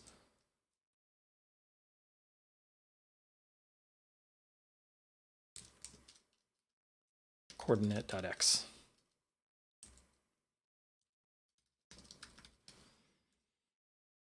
Okay. Yeah, having a coordinate type makes a lot of sense. Less confusing later. I agree. I think that, you know, sometimes we get primitive obsession where we're like trying to distill things into strings and ints, and unfortunately those don't convey any more meaning than they do to any other application. And so I think that the intention revealing sort of organization of your code is worth taking this extra step. Plus, with Swift, we can add all kinds of like, I don't know, syntactical helpers on tile coordinates, like being able to add them together and things like that. So we can work with them fairly easily. Okay, so where were we? Adjacent tiles 4. So I want to be able to say, oh, speaking of, oh, I'm already liking this. Let's see, leftward, is that a word? Tile coordinate. That'll be a tile coordinate of x minus 1 and y. I'm already liking this. Upward, tile coordinate, x is 0, y minus 1. Downward, tile coordinate, x is 0, y plus 1. Rightward.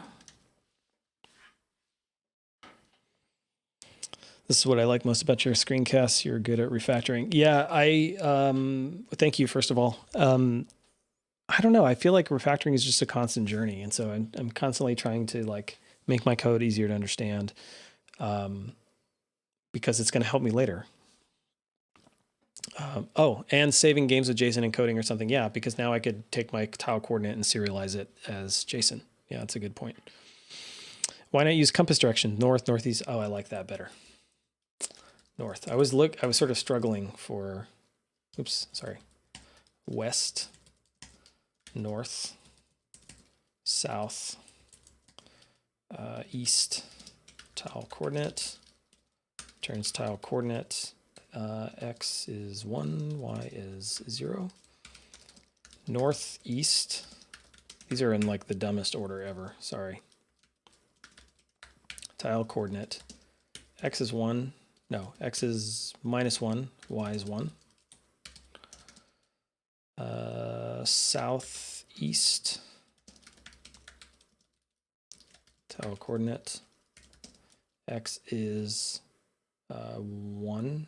Sorry, this one's wrong. That one's minus. 1 and 1. Southwest tile coordinate is a tile coordinate of x minus 1, y minus 1. 1, sorry. And then northwest tile coordinate. X is minus 1, y is minus 1. Okay, north should be x, y minus 1. I think I corrected that at some point. You're using absolute values, you should be using relative values. Where am I using absolute values? Oh, you're you're right. This is x, these are all x. Okay. Yeah, and back to my point about this being kind of like a vector type. Sorry, x. I need to stop talking and typing at the same time. You'd think I'd be good at that by now. Y plus 1. Thank you. This would have been very fun to debug. Y plus 1, y minus 1. Okay, let's just check these. West, x minus 1. North, y minus 1. South, y plus 1. East, x plus 1. Northeast, x plus 1, y minus 1. Southeast, x plus 1 plus 1. This one is x minus 1, y plus 1. X minus 1, y minus 1. All right. Thank you for that. I wrote Minesweeper in Vanilla.js Canvas several months back. I didn't make this distinction, so it hit me like a ton of bricks as soon as I started writing it. Oh yeah. I find that like there's no one way to write games especially, but apps in general. But And so, I don't know, I find it fun to do. I don't know if I did this in the Ruby one. My Ruby one is open source, by the way.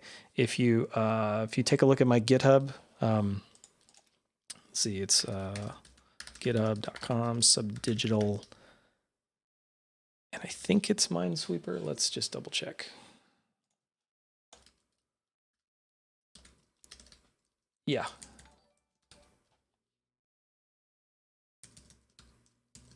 I'll post this in the chat.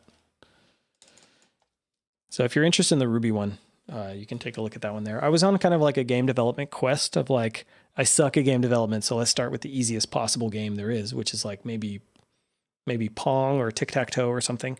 And so doing, just come up with like the easiest 10 games and just do those, even if they're really stupid. And you'll learn something from each one of them. The other cool part about this, the Minesweeper that I did in Ruby, is a buddy of mine wanted to make a Twitch bot so that the Twitch chat could post in moves for the Minecraft board that the streamer was hosting, and it would connect. So he called that one Chat Sweeper, and it would create a bot and let you place moves in chat. And it was kind of like the Twitch plays Pokemon idea. And it actually worked, but the latency was a little bit insane.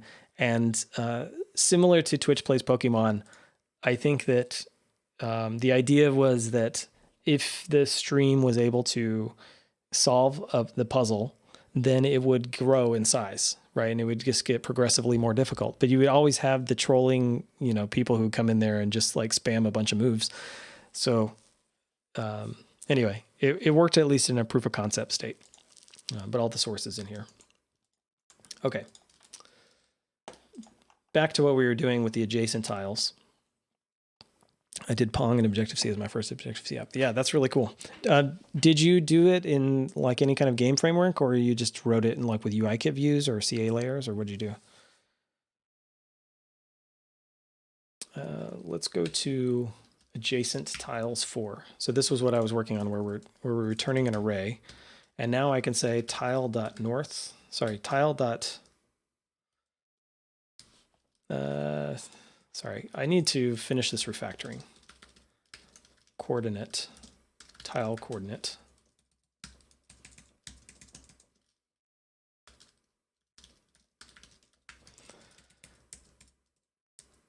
Self.coordinate is coordinate.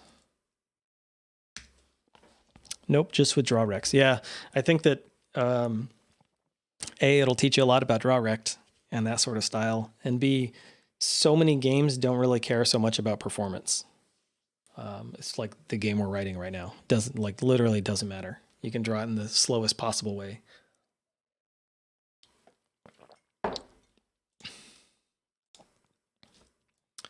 All right. So now I need to create a coordinate. Tile X, tile Y. Coordinate, chord. And then I had one more, I think.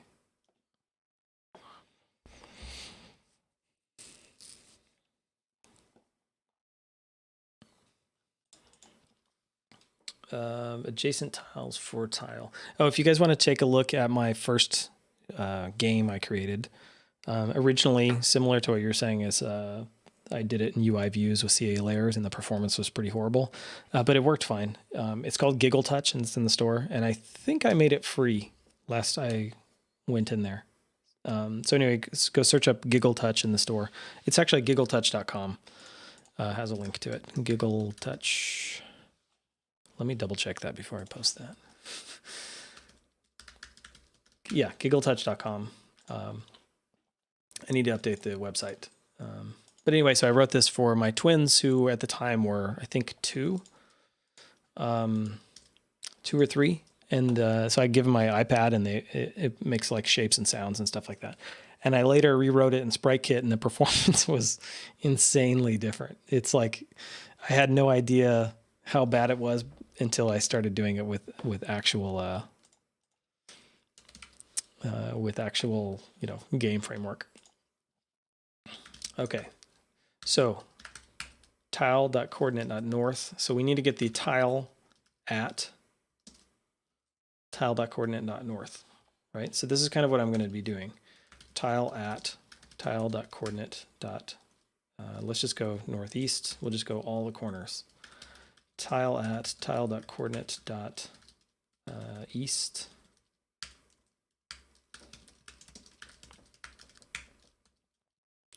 Southeast.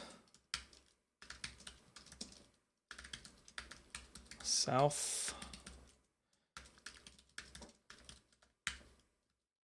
Southwest. West. Northwest. And that's it. Okay. Now all of these return optionals, right? Because we could be on the we could be on the left side. Yeah, I want that to be that, which means this needs to be that. These are all returning optionals because if you're on the left edge of the board, there's nothing on the left side. So I need to remove all of the nils out of this array. And we can do that with compact map, $0.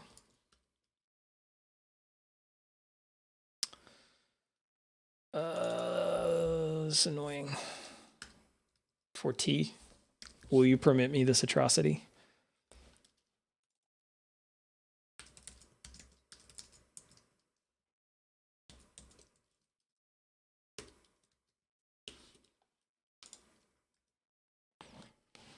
Cool.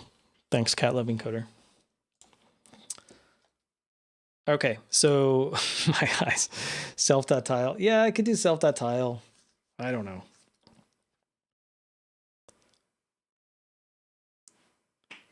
It's private, and it's also a private to this method. It's not like we're exposing the T elsewhere. I don't know. I'll allow it. Okay, so now we've got our adjacent tiles. How many of those are bombs? This now becomes really easy. Adjacent tiles for tile dot filter $0.isBomb dot count. That is amazing.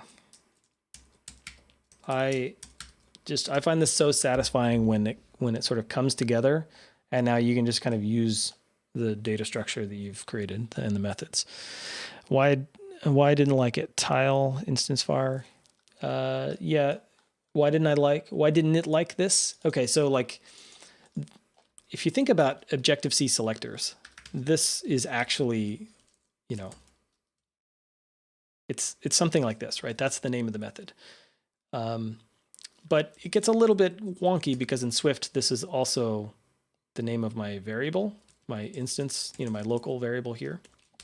So if I name this tile, then in order to disambiguate it from it thinks I'm trying to call a method on this type, not call a method on self. And so I can give it the hint and write self dot everywhere. But I think that's worse than just calling this T.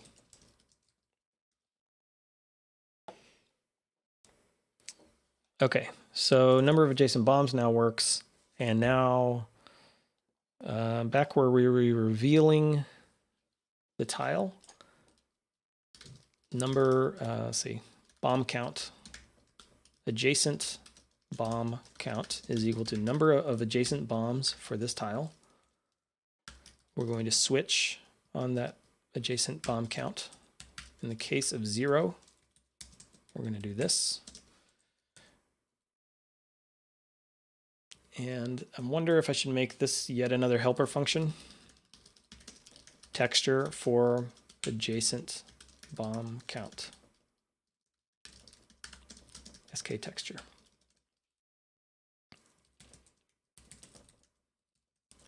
Switch on the count. If it's 0, then the tile is clear. So I can just return.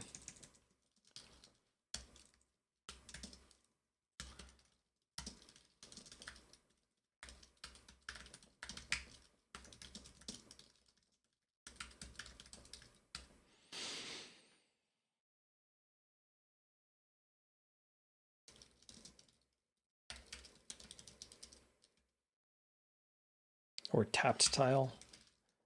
Yeah.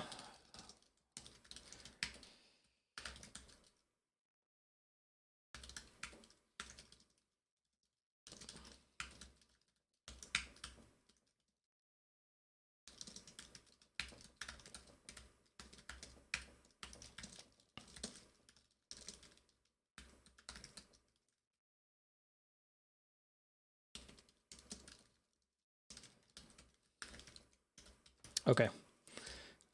Default fatal error.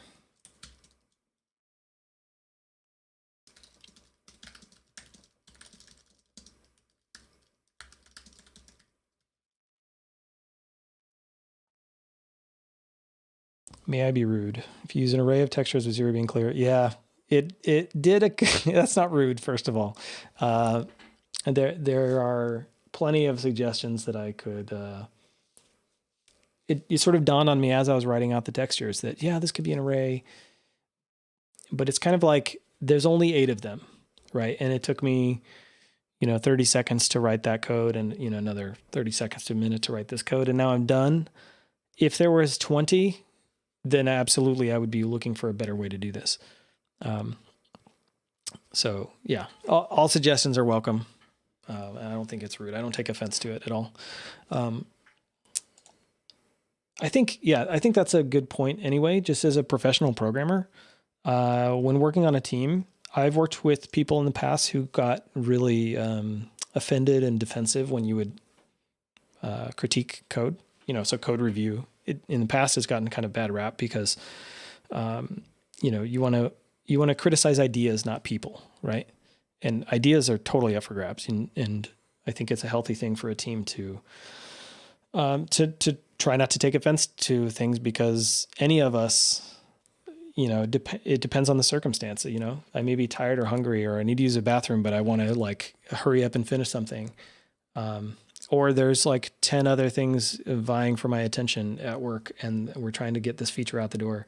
So when somebody is like, hey, I think that it would be better like this, it's not like, you should have done it this way in the first place or whatever. So I don't know. I think it's a sign of a healthy team when people are free to criticize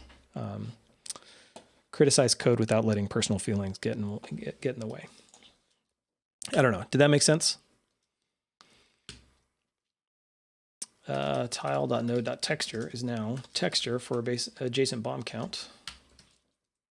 And I want to leave this as a local variable because I'm going to use that in a minute to drive some further behavior, but let's see if this works. Okay, so I left the bombs in there because I want to be able to see the results of our action. Okay, so my refactoring did not work. Let's see, tile index is -7. How did we get there? We need this guy to have the same bounds check as before. So we're going to say guard that the coordinate dot x. Yeah. So this guy needs to be within our range. So 0 dot dot less than size. We use contains just to show this one off. Coordinate dot x and 0 dot dot size contains coordinate dot y. Otherwise, return nil. All right, so 0, 0, 0, that one's 1. That one should also be 1, so that's incorrect. So it seems like the left and right may not be working. This one is not working either.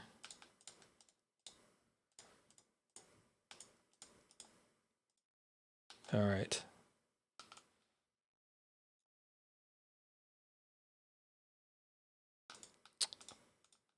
Let's see. Do I have something wrong with my coordinates? Because it sure didn't seem to make sense. There should be 1 here, 1 here, 3 here.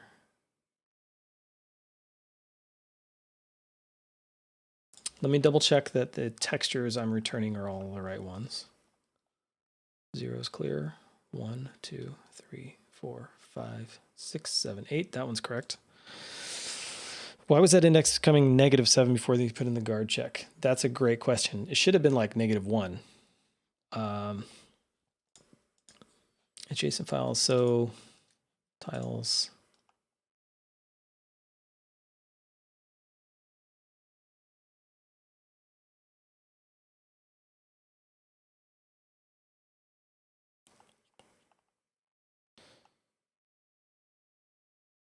These all seem correct to me.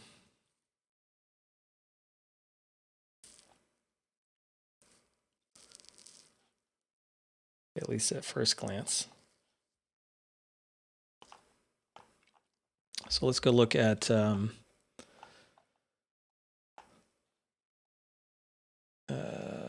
is it? Adjacent tiles for tile. Let's just set a breakpoint here.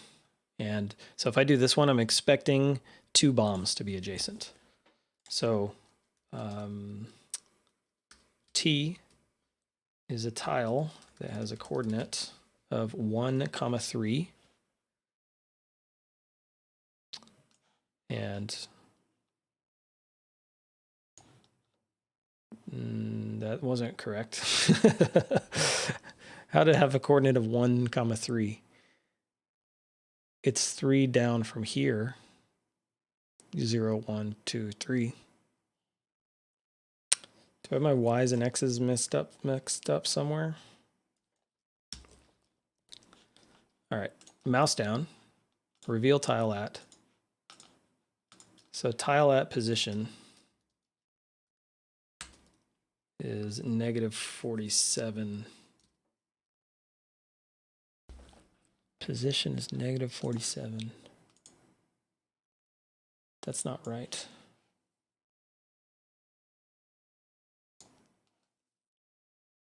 Should north be Y +1 or -1? So if you're dealing with SpriteKit positions and things like that, then positive Y is up, right? But I laid out my grid and my sort of virtual tile space with the origin being in the upper left-hand corner. Is your grid starting in the center? Certainly seems that way.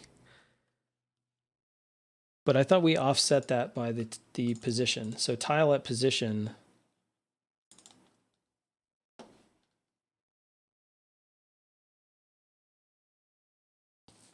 Yeah, I think our problem is converting the tile.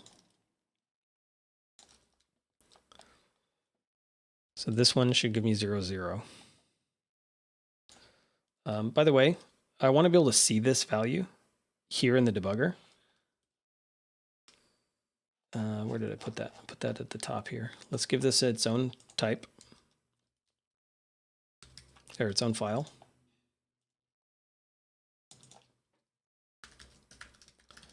And I'm going to remember this time to check the targets.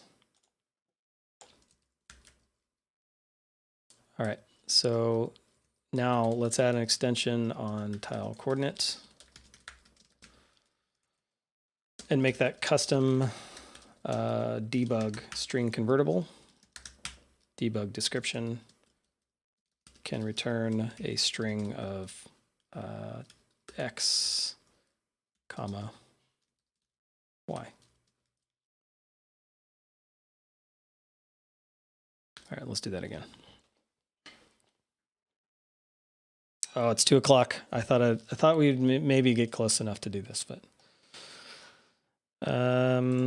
actually it didn't show up. That's interesting. I thought it would have shown up on the side there, but I can always expand it.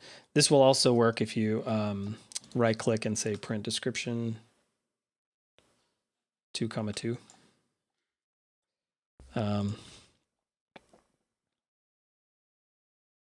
All right, I forgot which one I clicked on already, so let's just do that again.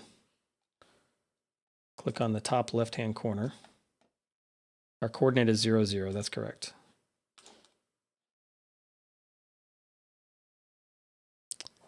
Southwest is wrong, no, should be X -1, Y -1. Yes, that's correct.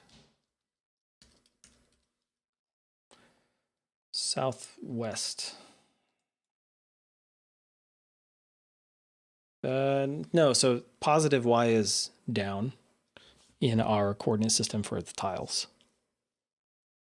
So all the souths have y plus 1.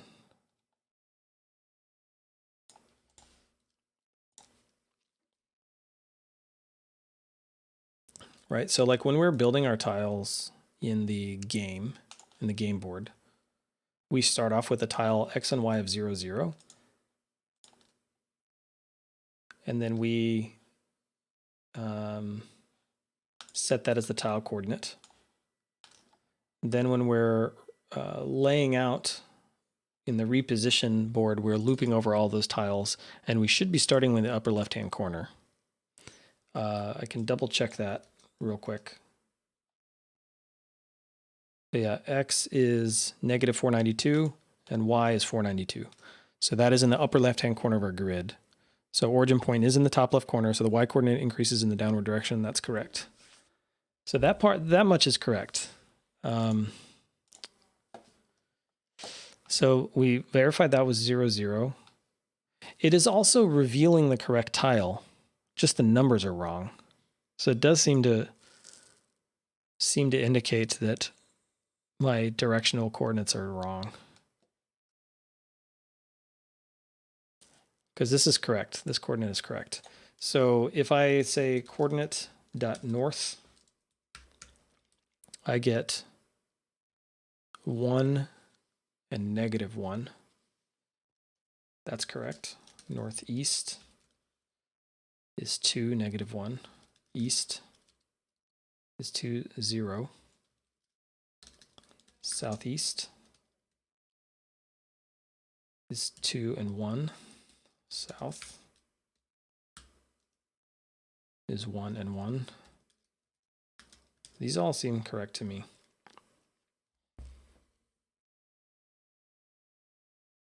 Southwest, 0 and 1.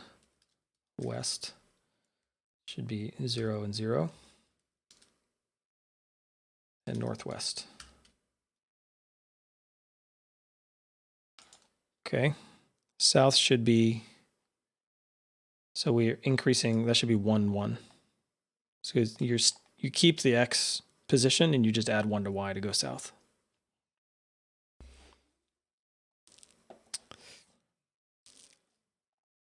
All right, so the adjacent tiles. So our tile right now is 1, 0, right? I really need to start. Yeah, our tile is at 1, 0. So if I print out the adjacent tiles for tile, then I get 0, 1, 2, 3, 4, right? Because we're here. So we have these 5 tiles and not the top 3 because there are none. So if we look at the first one,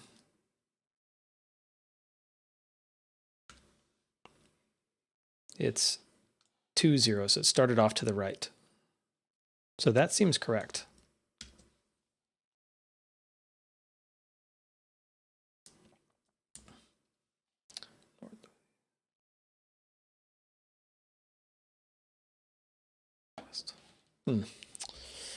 We're filtering by the number of bombs.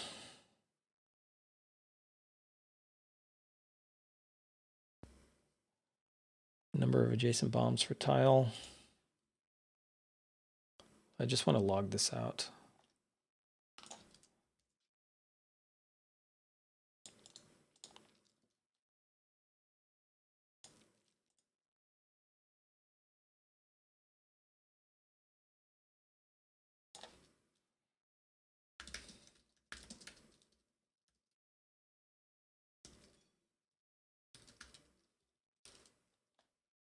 And then automatically continue. Create a 3x3 grid, fill it with bombs, set the middle tile. That would be easy to set up. Yeah, maybe reducing the problem space would actually make this easier to find. I'm just going to start by making the board smaller. So we'll do a 3x3. There should be one bomb in this one. Yeah. All right, so this one should be 0 and it's 1. That one's 0. That one's 0.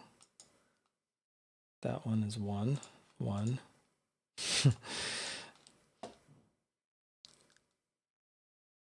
This makes no sense to me.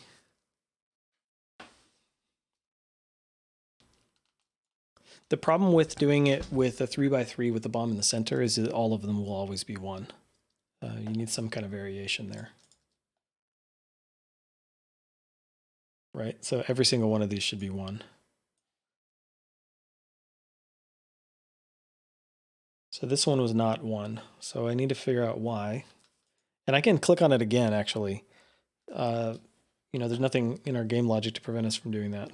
So, yeah, I can reevaluate. So,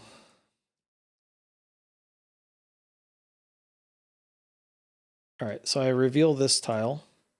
The adjacent bomb count is 0, which is wrong. So PO adjacent tiles for tile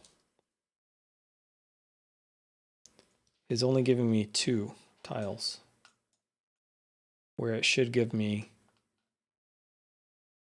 all of these. I think tile at is wrong. Tile at coordinate.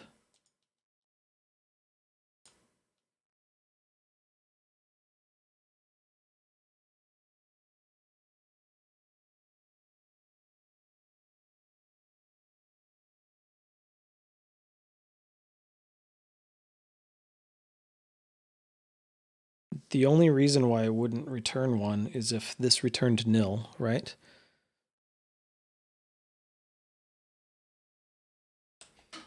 Let me check my camera.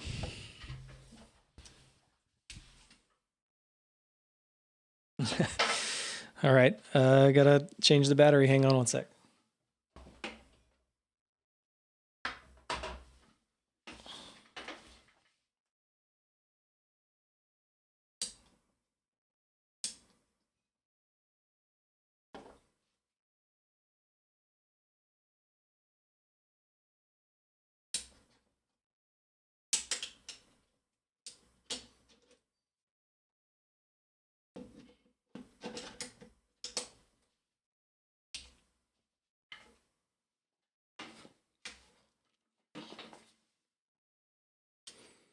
All right.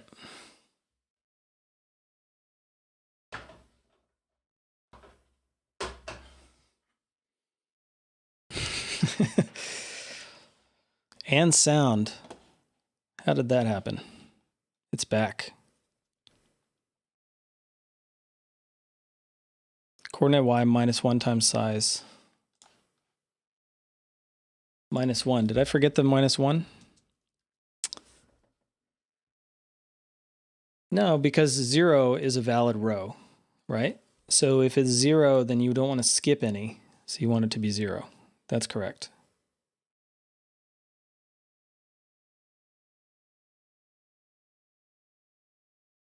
Right, I just want to double check.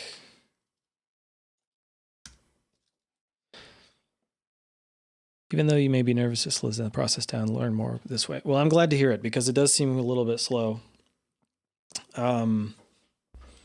But I'm glad that you guys are getting stuff out of it. All right. So one issue that I was just double checking is that if these things are returning nil, like I want to know what it's asking for. What are the coordinates it's asking for? So let's just go through that. I'm going to run it again, and I'm going to pick one on the left edge again. Okay, so the tile we just picked is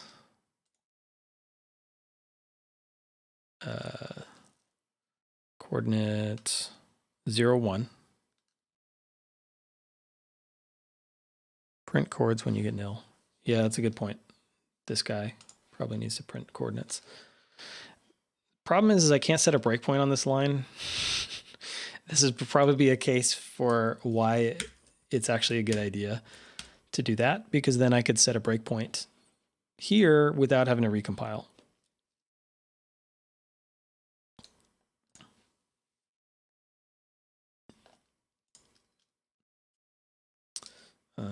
Tile chords were out of bounds.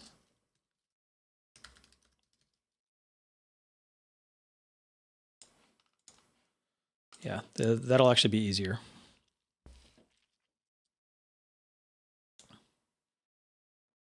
Okay, continue. Didn't print them at all. What?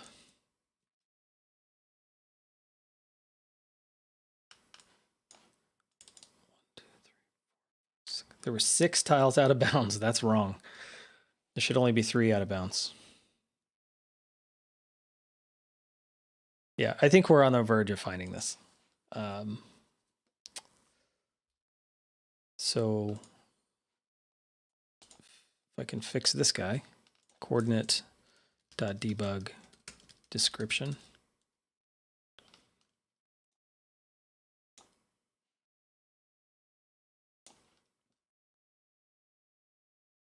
Here we go. So these are the ones that it said were out of bounds.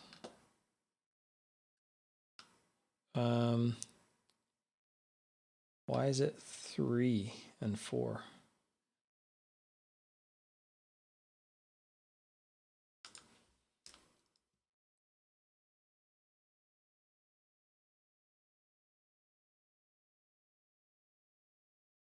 I think the tile coordinates are wrong. I think what I need to do is print out the entire grid. So under tile, let's add a extension, custom debug string convertible. Does your X ever start at 0? It's getting to 4, but max should be 3. Yeah, that's right. The conversion to the tile coordinates is probably incorrect,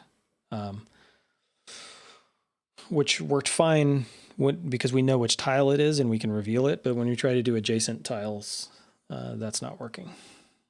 All right, so the debug description for a tile can just be tile at tile.coordinate.debug description. I'll make this a little fancy. And then is bomb.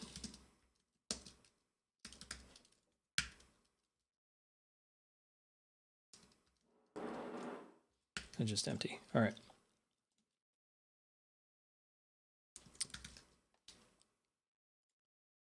Okay, and now our board, after we populate it, we can print our tiles.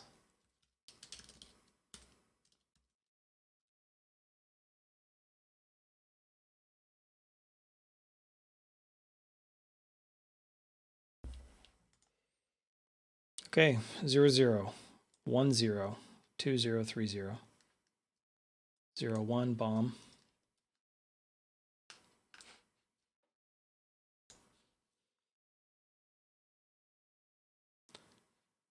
That's not a bomb.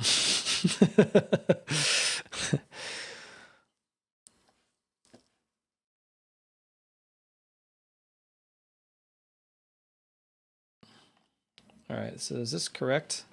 It started at 0, 0, top left, then 1, 0, then 2, 0, then 3, 0. That's wrong. Now I see we're wrapping off the edge.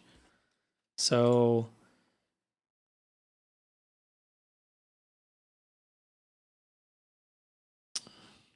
I think I know why.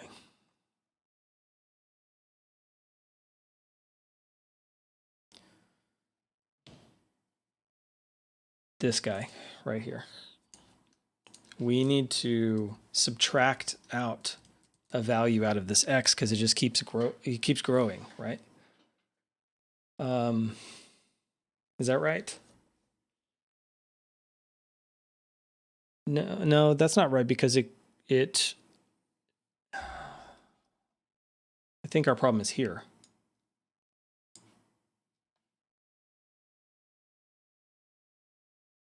coordinate at pixel position. No, this happens when we initially create it. All right, so we start at tile x and y as 0.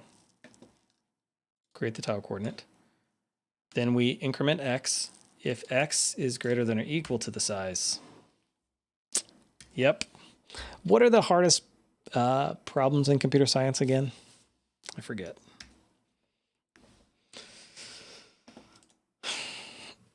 Okay, so then we set the x to 0, increment y. All right, tile 0, 0 is a bomb. This is looking better. 1, 1, 1, 0, 0, 0, 0, 0. Hey!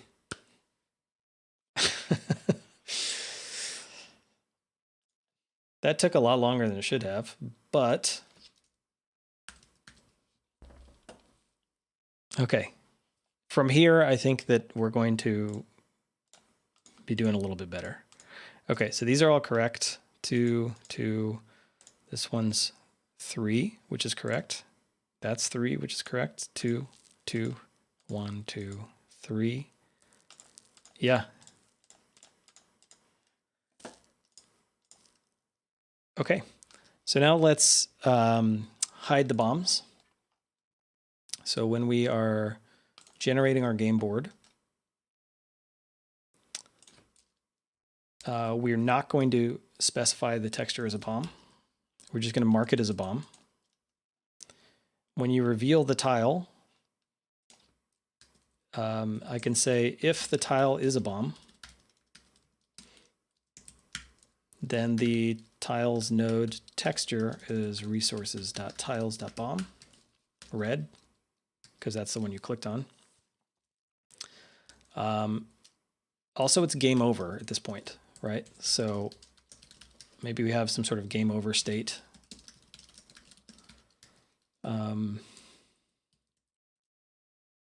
Remember, we talked about having bomb red being the one that you blew up, but then showing all the other bombs. So I just realized I'm calling these all bombs, but they're mines. The game is called Minesweeper, not Bomb Sweeper, but oh well, too late now. So tripped bomb, I'm trying to figure out, like, how do I know which ones to color red versus not? I could just say, give me all the bombs, tiles.filter $0.isBomb for each $0.node.texture is equal to resources.tiles.bomb, and then just do game over, and then set the one you tripped to red. That's probably the easiest way.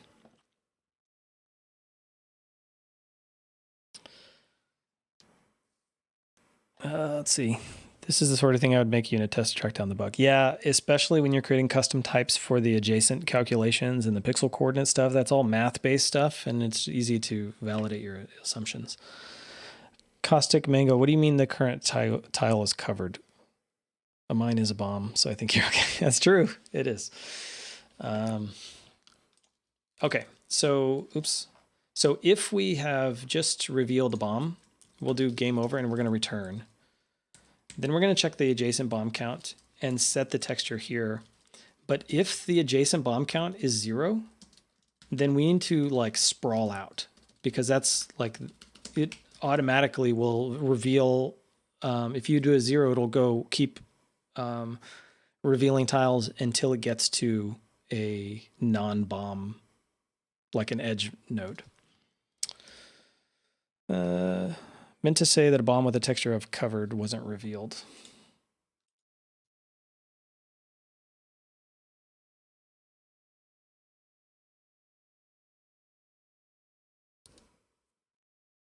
I still don't know what you mean by that, but hopefully I will get to it.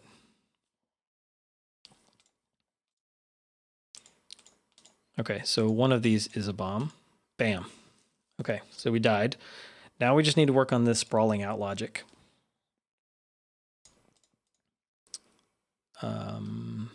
Okay, so let me get rid of some of these breakpoints. A lot of this print debugging is slowing down the game.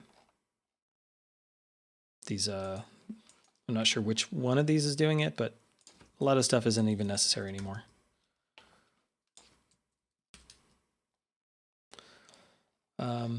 Okay, so when we reveal a tile, we have, let's see, reveal a tile at that position. I kind of want to move.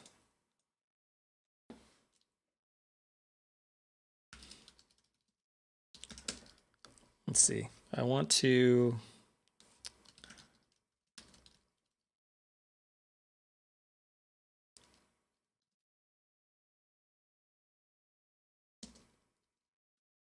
do something like this, reveal tile.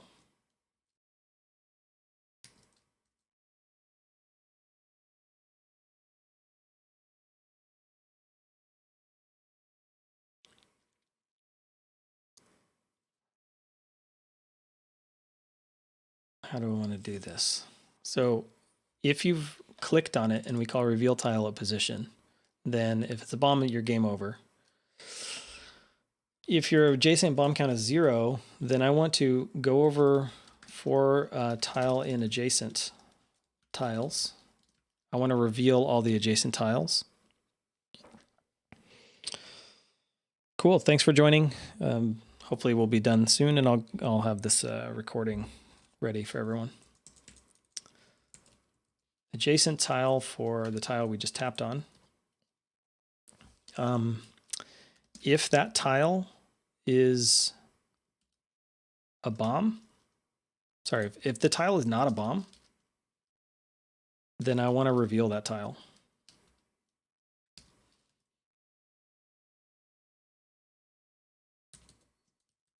And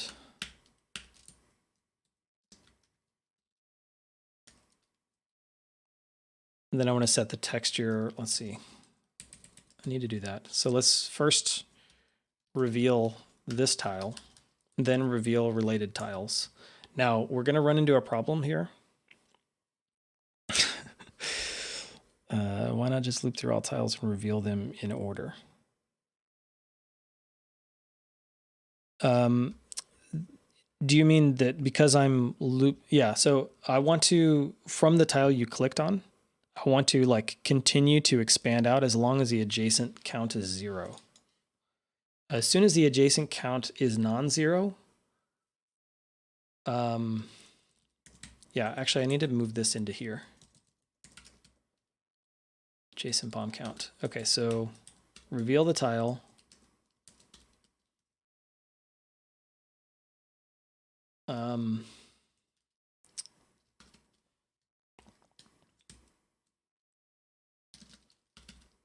I need to do else here because I don't want to sprawl out from a bomb. Okay, so if it's not a bomb, then we'll reveal the tile. We'll check the adjacent bomb count, set the texture. If the adjacent bomb count is 0, I want to find all of the adjacent tiles that are not bombs and reveal them. But I need to stop if the, yeah, and they will stop if their adjacent bomb count is 0. So what I need to avoid doing is, you know, like let's say I revealed this tile and then I need to reveal the one next to it, and then I need to go back and reveal the one I just revealed. Yeah, it's like flood fill. But I need to kind of keep track of the ones that I've already checked or revealed. So we can do that by adding some state on the tile.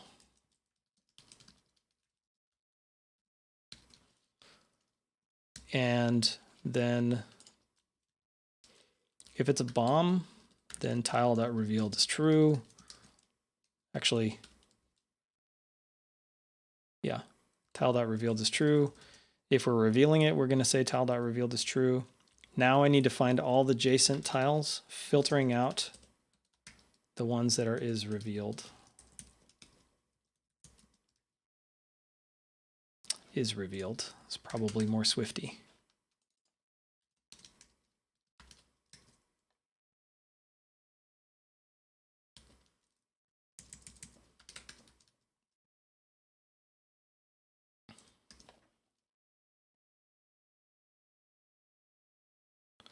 Trailing closure. Yeah, when you're doing it on an if or like a statement like this, you got to add the parentheses.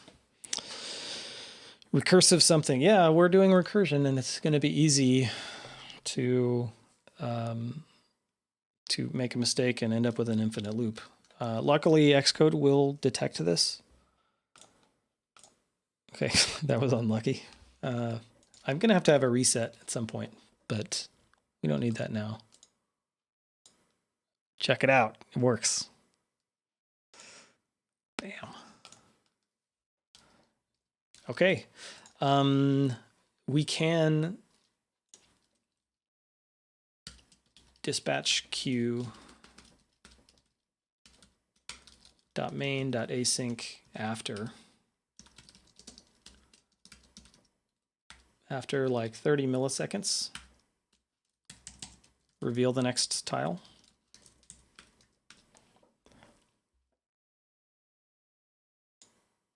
Oh, that's cool. That looks really nice. Okay, so the last bit I think that we would need is being able to right click to flag. So let's go over to the game scene, and here we're going to have to do the same. Right mouse down with event.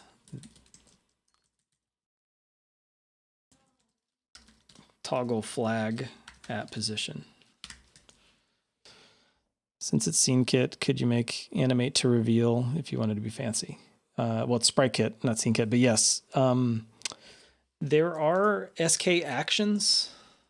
So you could do something like, SK action dot. There's a bunch of different things you can do, like animate different textures, warping, applying forces. There's a whole bunch of stuff we can do with SK actions. We can colorize them, which will augment their textures. But I feel like all I really wanted was some sort of like a little bit of delay as we spiral out, which we accomplished pretty easily. There might be an SK action way to do this. But certainly this would be one of the ways so that you could easily get lost in like playing with all the different, like spend a couple of hours just kind of like fooling around with the different effects you could do. But honestly, I think this is kind of true to the original. All right, back to what I was doing a second ago. Toggle flag. So if we're going to go to the game scene, or sorry, game board.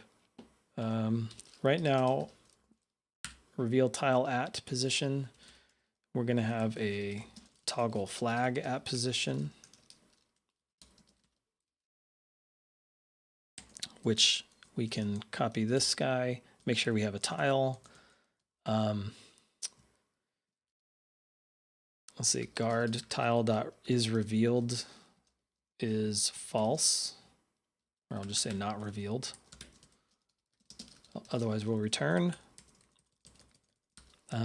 So then tile dot is flagged is going to be dot toggle, and we'll add that to our tile class here.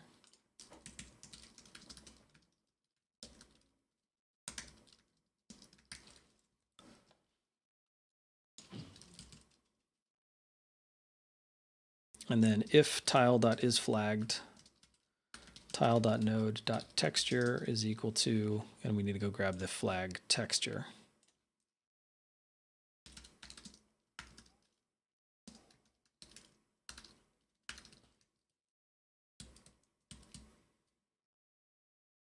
I did these in no coherent order. Sorry about that.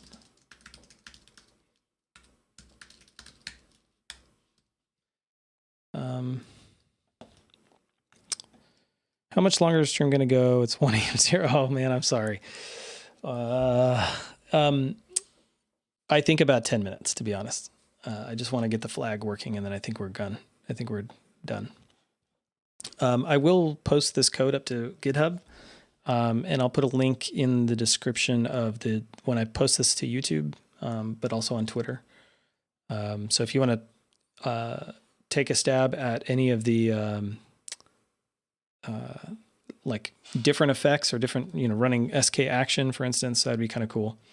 But I think the main thing that I am puzzled about is the offsetting hack we had to do for converting the mouse position into a node position. So anyway, let me finish the flag real quick and then we'll wrap this up. Just looking at this guy. So flag was at 10.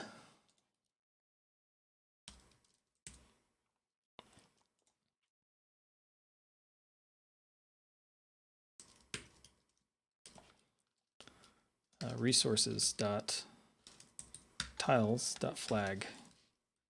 Otherwise, and we know that it's not revealed, so we can just go back to tile.node.texture equals resources.tiles.undiscovered.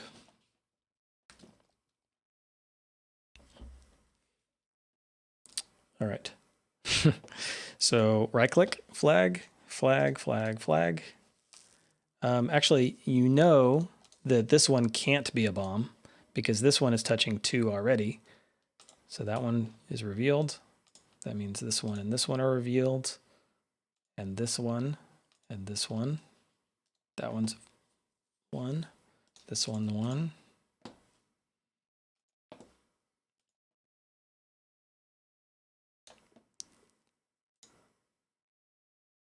And uh-oh. No, this one can't be 1, so this one has to be 1. So I won. Oh wait, no, I didn't. Sorry. Almost. There we go. Hey, hey, hey, check it out. And you can still die if you click on it. And then, of course, something we could do later is, showing which ones you flagged that were incorrect or whatever. But yeah. So that is SpriteKit and Minesweeper. So it took about 40 minutes more than I thought it would. But I think that's going to be the end of the stream. I'll stick around for a few minutes if you guys have questions. Otherwise, I will post this code up on GitHub and I'll tweet out the link a little later. So thanks so much for coming.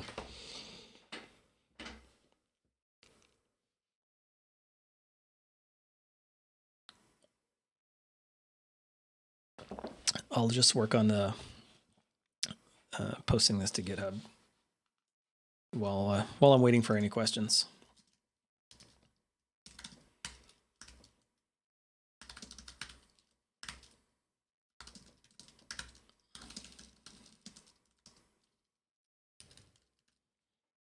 Let's do it next week and see if we can get it done faster. Speed run on Minesweeper dev. Yeah, well, certainly after I've already done it, maybe it would be easier.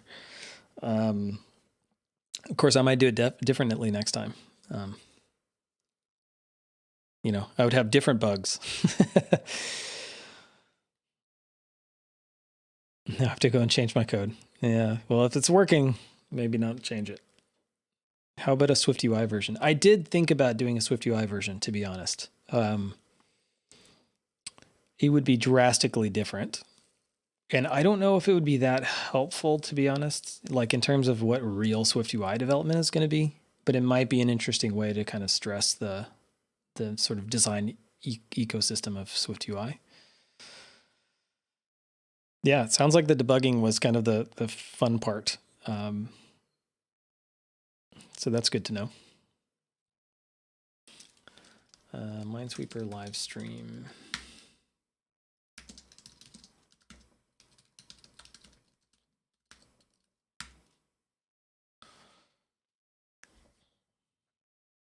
Yeah, thank you, Eugene. Thanks everyone for coming. Git push origin master.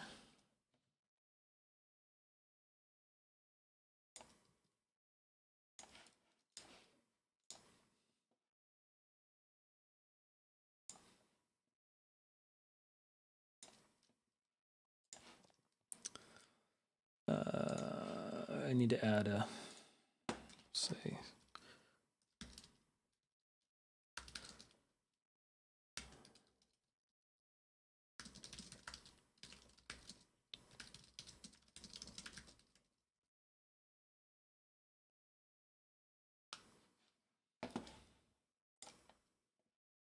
Cool. Thanks, Caustic Mango.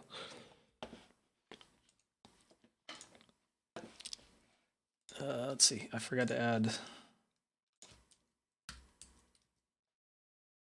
Oops. And you add MIT license.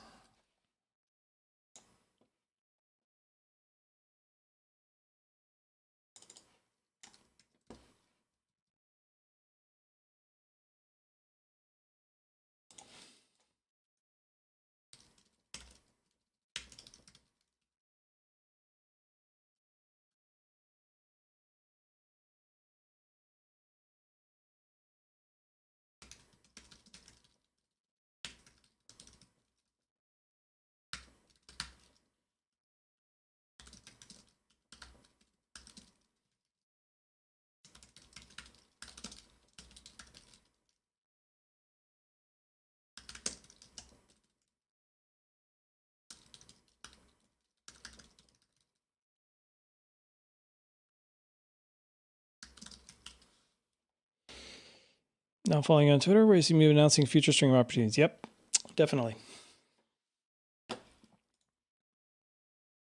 Yeah, if you guys, if you all aren't following me on Twitter, I'm Subdigital on Twitter as well.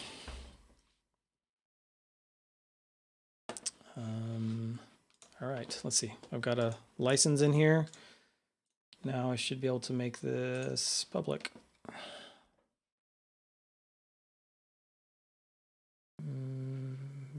Oh, it already is public. All right.